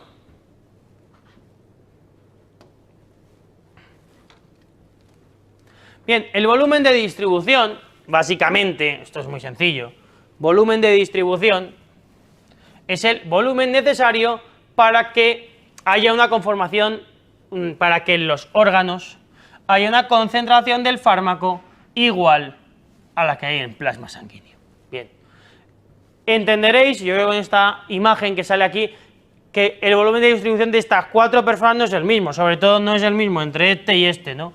El volumen de distribución va a variar según el volumen del paciente. Eso simplemente es el dato que quiero que recordéis, que tengáis en la cabeza en este sentido. Pasamos a la metabolización, el metabolismo. La metabolización, que era el siguiente paso, son las reacciones bioquímicas para modificar químicamente a los fármacos, ¿vale? Ya sabemos que la mayoría de los fármacos eran liposolubles. ¿Por qué son la mayoría de los fármacos liposolubles? Pues porque hemos dicho antes, porque los liposolubles son los que se administran, los que son absorbibles por la boca, los hidrosolubles no se absorbían por la boca. ¿Y cuál es el objetivo de la metabolización? Es aumentar la hidrosolubilidad. ¿Por qué? Por este esquema que veis aquí. Acordaos, lo liposoluble se absorbía muy bien, pero no se eliminaba por la orina. Entonces, ¿qué hace el hígado? El hígado lo que hace es convierte lo liposoluble en hidrosoluble y de esta forma ya lo puedo eliminar por el riñón. ¿Vale? ¿Os acordáis que os decía antes? Acordaos, fármacos liposolubles se absorben bien por vía oral, pero no se excretan por vía renal. Fármacos hidrosolubles no se absorben por vía oral, se excretan bien por vía renal. ¿Qué hace el metabolismo hepático? Lo que dice es, tranquilos, yo soluciono el problema, convierto lo liposoluble en lo hidrosoluble y por lo tanto ya puedes eliminarlo por el riñón, ¿vale? Ahí está el gran valor, uno de los grandes valores del metabolismo hepático. Bien, vamos a revisarlo también en esta diapositiva para que lo tengáis. Bien, ya hemos dicho que son modificaciones sobre la estructura química y hay que saber que existen dos fases. Tenemos las reacciones de fase... Las reacciones de fase 1 y las reacciones de fase 2. Las reacciones de fase 1 se llaman también de oxidación y las de fase 2 se llaman de conjugación, ¿vale? En las reacciones de fase 1 va a estar uno de los aspectos que más os ha perseguido en vuestra vida como estudiantes, que es la presencia del citocromo P450, que tiene mucho que ver con estas reacciones de fase 1. ¿Y qué van a hacer las reacciones de fase 1? Pues como veis en la gráfica, como veis en la figura, hacer que pase de tóxico a metabolito primario. ¿Y el metabolito primario qué puede pasar? Que lo inactiven, que lo activen o que no lo modifiquen. Esas son las tres cosas que puede hacer la oxidación. No modificar, inactivar o activar. Son las tres cosas que pueden llevar a cabo. Y luego tengo las reacciones de fase 2, que son las de conjugación y que su función principal es inactivar al fármaco. La función principal de las reacciones de fase 2 es la inactivación del fármaco. Y aquí las tenemos. La inactivación es lo que va a hacer el metabolito, o sea, la presencia del metabolito secundario, que ya es inactivo, ¿vale? Una vez que pasa por la conjugación ya va a ser inactivo. Y no os olvidéis de un detalle, que después del metabolismo de la fase 1 de oxidación y la fase 2 de conjugación, en cualquiera de las dos me puedo dirigir directamente a la eliminación del fármaco.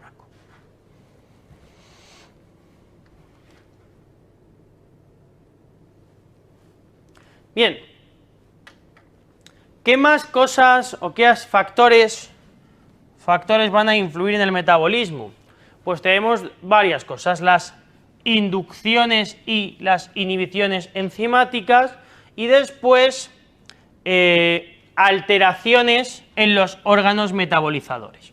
Por ejemplo, los factores orgánicos, el ejemplo más clásico es si yo tengo un paciente con una cirrosis hepática, si tengo un paciente que tiene una hepatopatía muy grave, pues entenderemos que si el hígado no le funcione, no va a hacer las funciones del metabolismo, por lo tanto habrá que ajustar los fármacos. Y después tenemos las inducciones y las inhibiciones enzimáticas que pueden favorecer que el fármaco se inactive más rápido o más lento según la circunstancia en la que estemos. Pues bien, dicho esto, vamos a hablar del siguiente paso, del último de los pasos, que es el paso de la excreción. Y si en el metabolismo hablamos de hígado, en la excreción, ¿de qué vamos a hablar? Pues vamos a hablar de riñón. ¿Por qué? Porque la eliminación renal es la más importante. Tenemos que entender que existen diferentes formas de eliminación, reabsorción activa, reabsorción pasiva, eso me da igual. Lo que más me importa, porque a mí me da igual que sepáis el mecanismo de que cada fármaco se elimine, lo realmente importante, ¿qué va a ser? Tenéis que saber que la insuficiencia renal va a condicionar el tratamiento, o vas a necesitar alargar los intervalos o vas a tener que bajar la dosis, porque si mi riñón no funciona y no elimina, ¿qué pasa? Que va a haber mucho más fármaco circulando, y si hay más fármaco circulando, el riesgo de que me intoxique va a ser muchísimo mayor que en otros contextos, que en otras circunstancias. ¿Esta es la única excreción, la vía renal? No, existen otras, como puede ser la excreción biliar, que tiene que ver con la circulación enterohepática. También tenemos la excreción por la saliva, la excreción a nivel de la lactancia materna, pero son muchos menos frecuentes este tipo de excreción que la vía renal, por lo tanto no nos vamos a parar más en ese sentido. Bien, ¿Qué aspectos tengo que tener yo en cuenta a nivel cuantitativo en la descripción de un fármaco? Pues a nivel cuantitativo te voy a tener en cuenta la constante de eliminación, que es el porcentaje que se elimina por unidad de tiempo. ¿Y aquí qué me voy a encontrar? Pues yo tengo una constante de eliminación de un 0,3, como pongo el ejemplo, elimino un 30%, perfecto. Después está la vida media de eliminación, que es el tiempo que tarda en reducirse a la mitad. Tengo vida media de 4 horas, de 8 horas, de 12, de 16, de 24, de 72 horas, variable según el fármaco. Bien, más cosas. El concepto de aclaramiento, esto es importante, es el volumen. Volumen de plasma depurado por unidad de tiempo. Volumen de plasma que queda depurado por unidad de tiempo.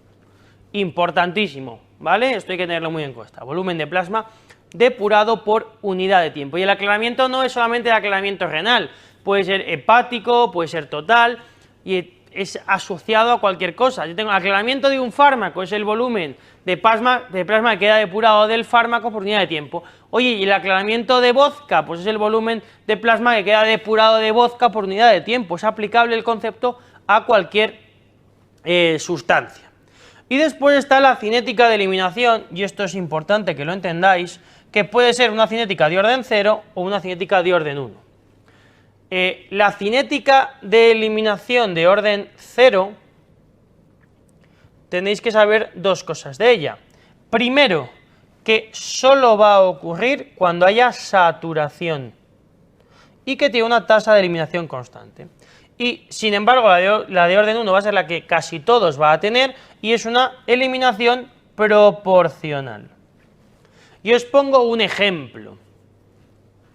Si yo tengo una cinética de orden 0, imagínate, yo parto de 1000 miligramos en una cinética de orden 0.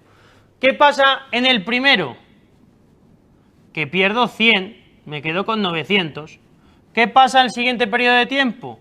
Que pierdo otros 100, me quedo con 800. ¿Qué pasa luego? Que me quedo con 700.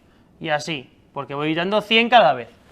¿Qué pasa, sin embargo, con la cinética de orden 1? La cinética de orden 1 lo que sucede es lo siguiente. Yo parto de 1000. Entonces, al partir yo de 1000, pierdo un 10%. Me quedo en 900. ¿Qué hago luego? Pierdo otro 10%. Es decir, ya no pierdo 100. ¿Cuánto pierdo? 90. Me quedan 810. ¿Qué pasaría ahora? Que perdería el 10% de 810, ¿vale? Sería 81, o sea, me quedaría en 729, creo, más o menos. Cada vez vas perdiendo proporcionalmente a lo que te queda. Aquí lo eliminas de forma constante, una cantidad, y la cinética de orden 1, hace que pierdas proporcionalmente. Entonces, ¿cómo se comporta el organismo? Pues fijaos, vamos a hacer un ejemplo en la que veamos cómo se comporta el organismo. Yo voy a tener un paciente que va a partir de 1500 miligramos de dosis, ¿vale? Y mis receptores tienen una saturación de... Mis receptores tienen una saturación, o sea, estoy sobredosificado cuando tengo más de 1000. 1000 es lo máximo. Entonces, ¿qué pasa al principio? Al principio me comportaré como una cinética de orden 0. Es decir, pasaré a 1400, luego pasaré a 1300, luego pasaré a 1200, luego pasaré a 1100 y luego ya llegaré a 1000. ¿Y qué pasa cuando llego a 1000? Que mi cinética, porque ya no estoy sobrecargado, ya no estoy sobresaturado, pasará de orden 0 a orden 1. Entonces, aquí diré, vale, ahora tengo 900, ahora tengo 810 y luego ya tengo 729 y sigo bajando de forma proporcional. Esto es cómo se comporta el organismo. Cuando estoy sobresaturado actúo con orden 0, Cuando estoy terapéuticamente, actúo con orden 1. ¿Entendéis esa pequeña diferencia? Que es muy importante esto que acabamos de contar.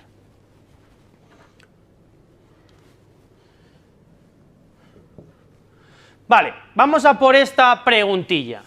Esta pregunta lo que nos dice es, respecto a los fármacos liposolubles, ¿cuál es la opción falsa? Se absorben fácilmente por vía oral, ¿vale? Un aumento del porcentaje de grasa conlleva acúmulo de fármaco y mayor duración del efecto, se elimina fácilmente por la orina, o un ejemplo son los glucocorticoides. ¿Qué os tiene que sonar raro aquí? Hombre, pues aquí lo que tenéis que tener muy claro es que es obvio que por vía oral se absorben bien, que la gran mayoría son liposolubles, meto los corticoides que sean por vía oral, ¿y cuál era el problema?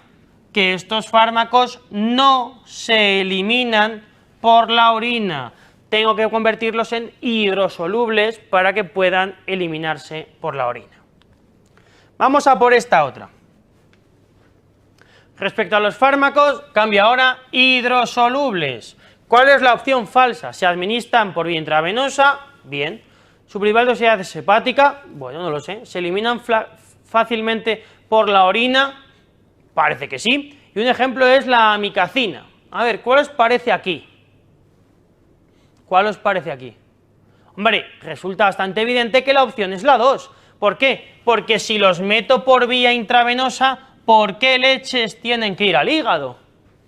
Si el hígado es cuando te los tomas por boca, ¿no? El primer paso hepático.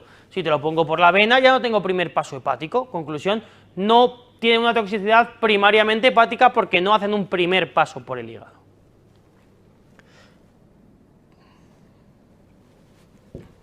Bien, vamos a hablar ahora de otro concepto muy importante, que es el concepto de equilibrio estacionario.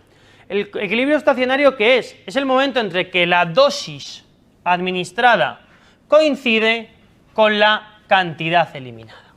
Esto es una propiedad farmacológica, es el equilibrio estacionario, siempre se va a llevar a cabo, ¿vale? Siempre se va a llevar a cabo y esto no se os puede olvidar. El equilibrio estacionario lo van a presentar todos los fármacos y esto se va a producir habitualmente a partir de la quinta semivida media, ¿vale? Y esto lo van a tener todos los fármacos. Fijaos, vamos a verlo en esta otra diapositiva que tengo preparada también para hablar de esto. Y fijaos, primera idea, siempre y todos los fármacos van a tener un equilibrio estacionario, siempre y todos van a tener un equilibrio estacionario, da igual, y es estable mientras dure la administración del fármaco. Otro dato muy importante, tú vas a conseguir un equilibrio estacionario, pero puede ser no eficaz, tóxico o eficaz. Eso no lo sabes, porque tú simplemente, esto es una propiedad matemática, tú llegas a ese nivel y ya está. Yo os pongo un ejemplo. Imaginaos que yo os doy 100 miligramos. ¿Qué pasa? Y hago la dosis con la vida media, para hacerlo fácil. ¿Qué ha pasado aquí? Que ha bajado a 50. Te doy dosis, te doy otros 100 miligramos, tienes 150. ¿Qué ha pasado aquí? Que baja la mitad, 75. ¿Qué pasa aquí? 175. ¿Qué pasa aquí? Que tengo 88, sí, 88,75, ¿no? 88,75, me parece, bueno, da igual. Conclusión, que vas a llegar a un equilibrio estacionario que va a estar entre 99,9 y 199,9, y de ahí no te va a mover nadie en 200 millones de años si tú estás dando el mismo fármaco con la misma dosis y no hay nada que lo modifique, ese equilibrio se mantiene toda la vida. La pregunta es, oye, ¿esto es tóxico? Pues no lo sé. Oye, ¿esto no es eficaz? Pues no lo sé. Oye, ¿esto es eficaz? Pues no lo sé. ¿Qué es lo ideal? Lo ideal sería que el equilibrio estacionario esté siempre dentro de este concepto que es el de rango terapéutico. Si yo consigo que el equilibrio estacionario esté dentro del rango terapéutico, me aseguro que mi paciente siempre esté tratado, ¿vale? Ahora hablaremos un poquito más de eso. Aquí. Bien, aquí no me voy a parar mucho, simplemente decir que la farmacodinamia, que ya hemos cambiado de tercio, lo que hace es estudiar los mecanismos de acción y sus efectos, y aquí os cuento un modelo muy clásico de llave cerradura de un fármaco. Decir que el receptor es como la cerradura y que el fármaco es la llave. Entonces, tú metes la llave en la cerradura, el fármaco correcto en la cerradura correcta, la llave correcta, cerradura correcta, y abres la puerta. Bien, eso quiere decir, esto es el complejo fármaco-receptor, que ya sabéis, existen múltiples teorías, pero bueno, esta es como la más clásica, ¿verdad? Y yo creo que ayuda a entender. No es la única que hay, pero bueno, podría ser entendible. Bien, ¿qué más tenemos que conocer? ¿Qué conceptos tenemos que tener muy en cuenta? Pues hombre, a mí siempre me gusta conocer, o que conozcáis dos conceptos, el concepto de agonismo y el concepto de antagonismo. ¿Qué pasa con el agonista? El agonista lo que hace es activar el mismo receptor que el principio activo. ¿Y qué hace el antagonista? Tiene afinidad por el receptor, pero disminuye o anula el efecto. Dentro de los agonistas y de los antagonistas, yo de los antagonistas quiero hablaros de dos tipos, del antagonista competitivo y del antagonista no competitivo.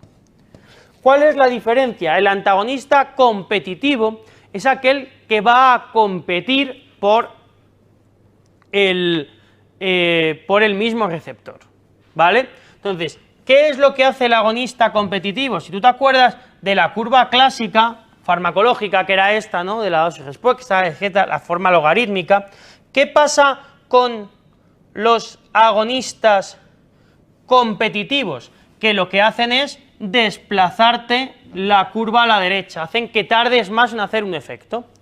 Agonistas competitivos, para que entendáis esto, ¿qué es?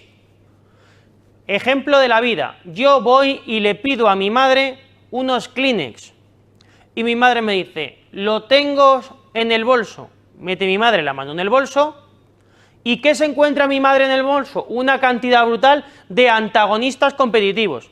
Saca las llaves, saca la cartera, saca el móvil, saca las llaves de repuesto del coche, saca un cargador y luego saca los Kleenex. Es decir, ahí hay muchas cosas que compiten con los Kleenex.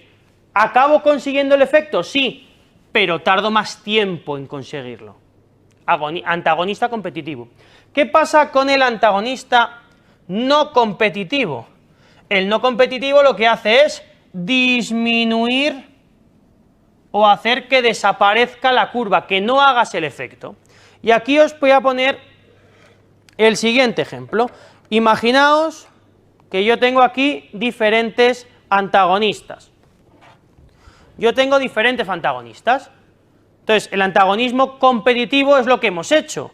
Es, tardo mucho en coger el pasador de diapositivas o mi madre los Kleenex porque tengo múltiples antagonistas. Bien, ¿cómo es un antagonista no competitivo? Pues un antagonista no competitivo es que no va al receptor, no me distrae al receptor. Lo que hace es, me anula.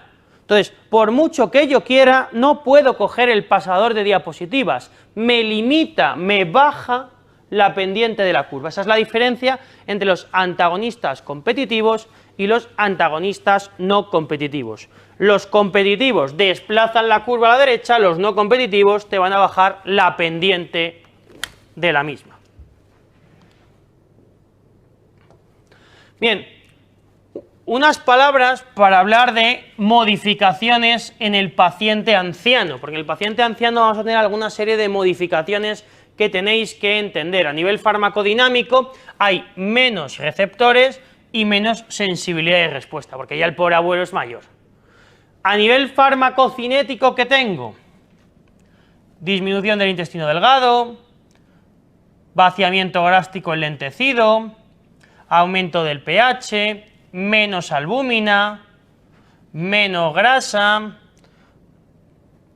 menos agua, el hígado está trufado, el riñón está trufado, Es decir, se va a ver alterado todo a nivel farmacocinético y farmacodinámico en tu paciente anciano. Así que cuando hablemos de farmacología en el paciente anciano habrá que tener una serie de consideraciones, habrá que ajustar dosis, disminuirlas, etc.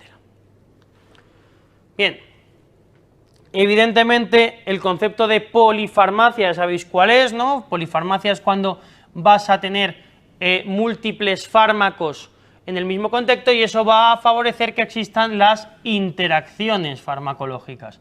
Cuantos más fármacos tome una persona, más riesgo hay de que interaccionen entre ellos y eso va a efectuar un aumento exponencial de los efectos secundarios. Bien, ¿qué interacciones farmacológicas voy a tener a nivel farmacocinético?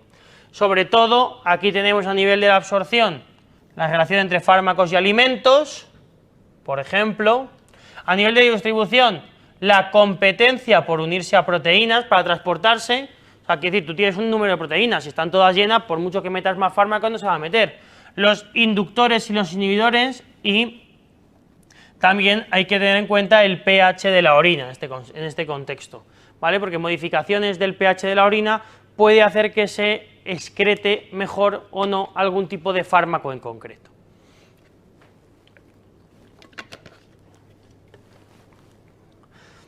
Respecto al metabolismo, a la inducción y a la inhibición, aquí os pongo algunos ejemplos muy clásicos de inductores enzimáticos, por ejemplo pueden ser los barbitúricos o la rifampicina, y de los inhibidores os cuento uno que es muy curioso, que es por ejemplo el zumo de pomelo, ¿vale? Entre también los azoles y la eritro, pero bueno, sobre todo el zumo de pomelo como una cosa así como fuera de lo normal, para que lo tengáis en cuenta. Bien, seguimos comentando lo que estábamos hablando, el concepto de sinergia, ¿vale? Y el concepto de antagonismo, que yo creo que queda bastante claro en este gráfico. El antagonismo ya sabemos que es que haces que tu paciente tenga menos efectos o que no llegue a hacer el efecto o que tarde más en hacerlo. Sin embargo, la adición es que sumas, ¿de acuerdo? Que sumas y consigues más. La sinergia, si te das cuenta, es que los dos fármacos ayudas y ambos crecen, y la potenciación es que un fármaco induce que el otro sea el que se potencie de forma muy significativa. Vale, estos conceptos bastante sencillitos, no me meto mucho más en ellos. Y vamos a hablar un poquito de la monitorización de los fármacos. ¿Y por qué es importante esto de la monitorización de los fármacos? Porque tú lo que tienes que buscar es Tú lo que tienes que conseguir es una respuesta terapéutica eficaz y segura. Entonces, para eso tienes que modificar a lo mejor las dosis, modificar las pautas, es decir, tienes que monitorizar los fármacos. Y ahora veremos cómo vamos a hacer eso, cómo vamos a monitorizar estos fármacos, cómo vamos a llevar a cabo esa monitorización que estábamos diciendo. Y aquí vamos a hablar de un concepto que ya ha salido antes, que es el concepto de margen terapéutico, que yo ya he nombrado como rango terapéutico, si os acordáis. El margen terapéutico o rango terapéutico es la distancia que hay entre la concentración mínima tóxica o máxima tolerable y la concentración mínima eficaz. ¿Vale? La concentración mínima eficaz es aquel momento en el que el fármaco empieza a hacer su efecto, y la concentración mínima tóxica o máxima tolerable, que es lo mismo, es la concentración del fármaco a partir de la cual el fármaco empieza a producir efectos nocivos. Y si aquí incluimos el concepto de rango terapéutico, que es ¿dónde queremos que esté el equilibrio estacionario del que hablábamos hace un momento? Pues a mí me encantaría que el equilibrio estacionario de mi paciente estuviera ahí, por ejemplo. ¿Os acordáis que el equilibrio estacionario se conseguía porque era algo conseguible por todos de esta manera, ¿no? Yo llegaba así y ya me quedaba en mi... Pues, ¿qué es lo ideal? Quedarte ahí siempre entre estos dos valores. Eso sería lo ideal, lo perfecto. No es tan fácil conseguirlo. Algunos fármacos sobre los que tienes que tener especial cuidado a la hora de monitorizarlos. ¿Por qué? Porque tienen un rango terapéutico estrecho. ¿Qué fármacos son esos? Por ejemplo, no quiero que sepáis todos, pero algunos muy clásicos sí. La digoxina tiene un rango terapéutico tan estrecho como que es de 0,8 a 2 nanogramos por mililitro.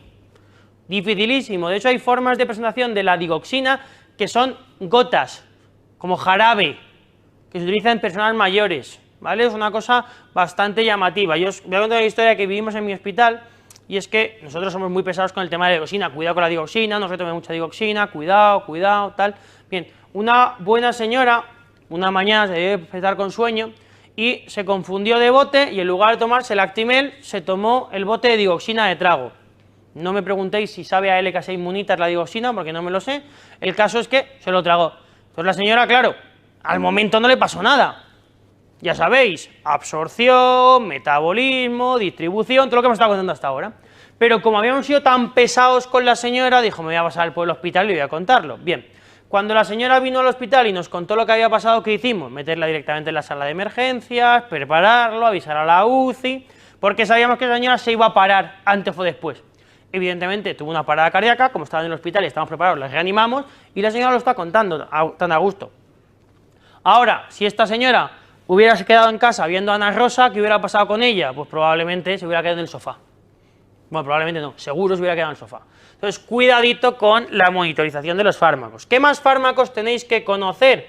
Hombre, de los antibióticos, ¿cómo no hablar del pico y valle de la vancomicina, que se calcula tanto en los hospitales?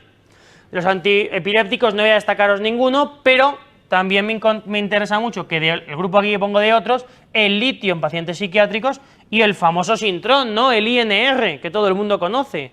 Ahí tengo que hacerme la prueba del Sintrón, la prueba del acenocumarol. ¿Qué es la prueba del Sintrón? Básicamente monitorizar el rango terapéutico del fármaco, ya está, que en ese caso será un INR entre 2 y 3. Vamos a por esta pregunta. En la práctica clínica medimos los niveles plasmáticos de algunos fármacos, especialmente con algunos con un rango terapéutico estrecho. Señala entre los siguientes cuál tiene especial relevancia: amiodarona, levofloxacino, dioxina, acenocumarol. ¿Cuál os parece que tiene mucha importancia? Hombre, aquí podríamos dudar entre dos, ¿no? Entre el acenocumarol y la digoxina podríamos tener dudas, y eso os lo compro.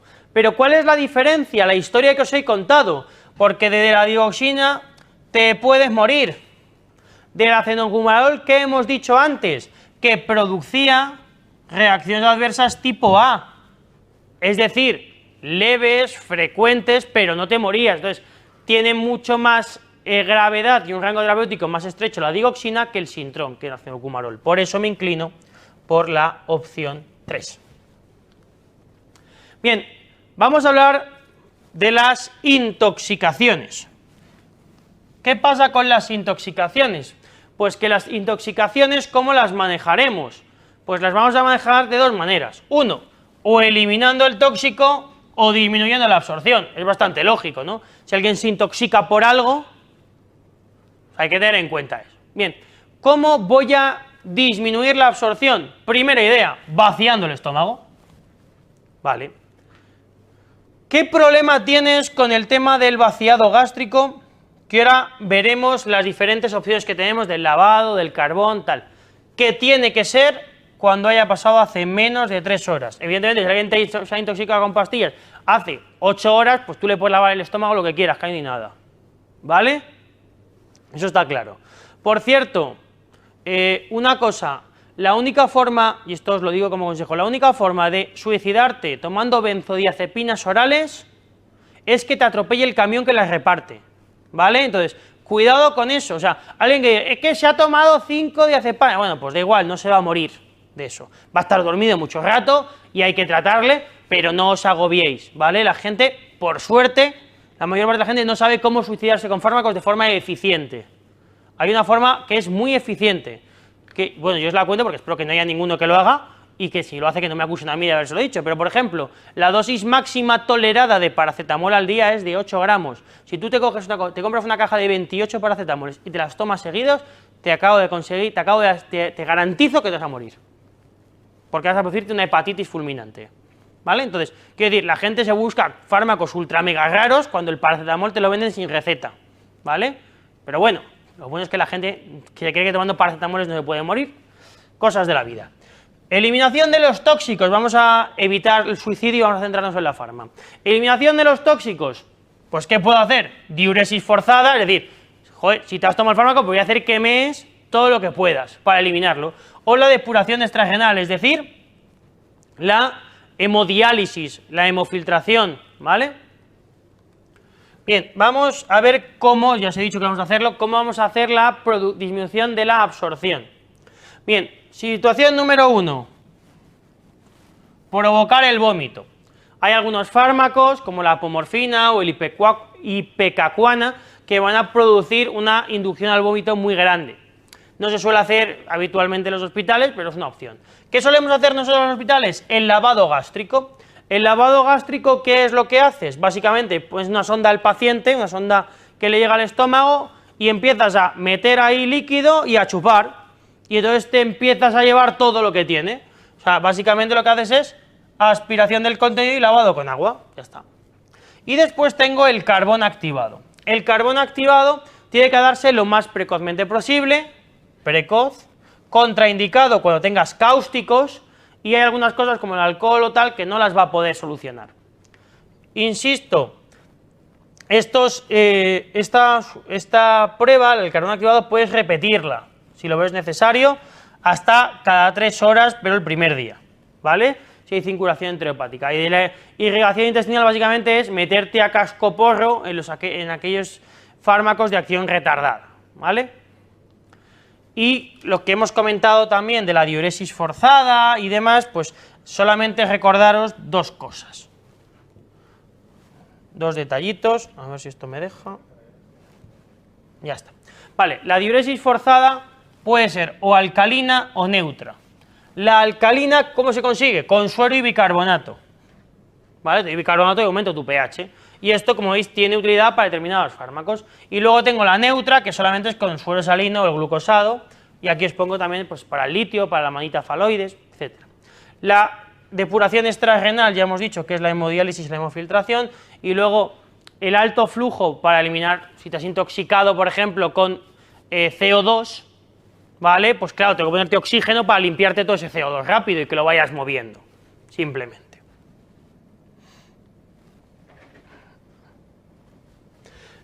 Vale, y ahora vamos a jugar al juego de los antídotos. ¿Qué es esto del juego de los antídotos? El juego de los antídotos es, yo te intoxico con una de esas cosas y tú me dices con cuál le harías el antídoto. Imagínate, intoxicación, perdón, intoxicación con paracetamol. Pues la forma que tengo de tratar la intoxicación por paracetamol es la N-acetilcisteína. ¿Cuál es el metanol? Que este es muy gracioso, el etanol. Hay un capítulo de House, no sé si habéis visto la serie, pero bueno, hay un capítulo, ya hace años, evidentemente, que alguien se intoxicaba con metanol a través del tóner de las impresoras o anticongelante, no me acuerdo qué era, y le curaban a base de chupitos de tequila, ¿vale? Que es una forma muy curiosa de tratar a alguien, pero funciona. La heparina, ¿con qué la voy a tratar cuando el paciente está sobredosificado? Pues con la protamina. Las benzodiazepinas, ¿con qué va a ser? Pues con el flumacenilo. Los opiáceos con la naloxona y los dicumarínicos con la vitamina K. Entonces, acordaos siempre, esto es muy importante, de estos antídotos que son los más típicos, los más característicos y los que no podéis olvidar. Vamos a hacer alguna preguntilla. ¿En cuál de las siguientes ocasiones no hay que hacer un lavado gástrico? Sobre ingesta hace más de 3-6 horas, litio, reflujo o antidepresivos tricíclicos. Pues ¿qué hemos dicho? Que lo que me condicionaba el lavado era el tiempo.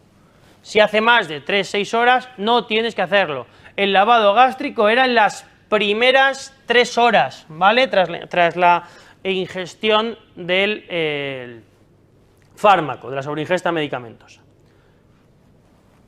Otra. ¿Cuál de las siguientes medidas en caso de intoxicación no está indicada? Lavado gástrico si hace menos de 1 hora. hace menos de una hora me gusta, lavado, menos de una hora.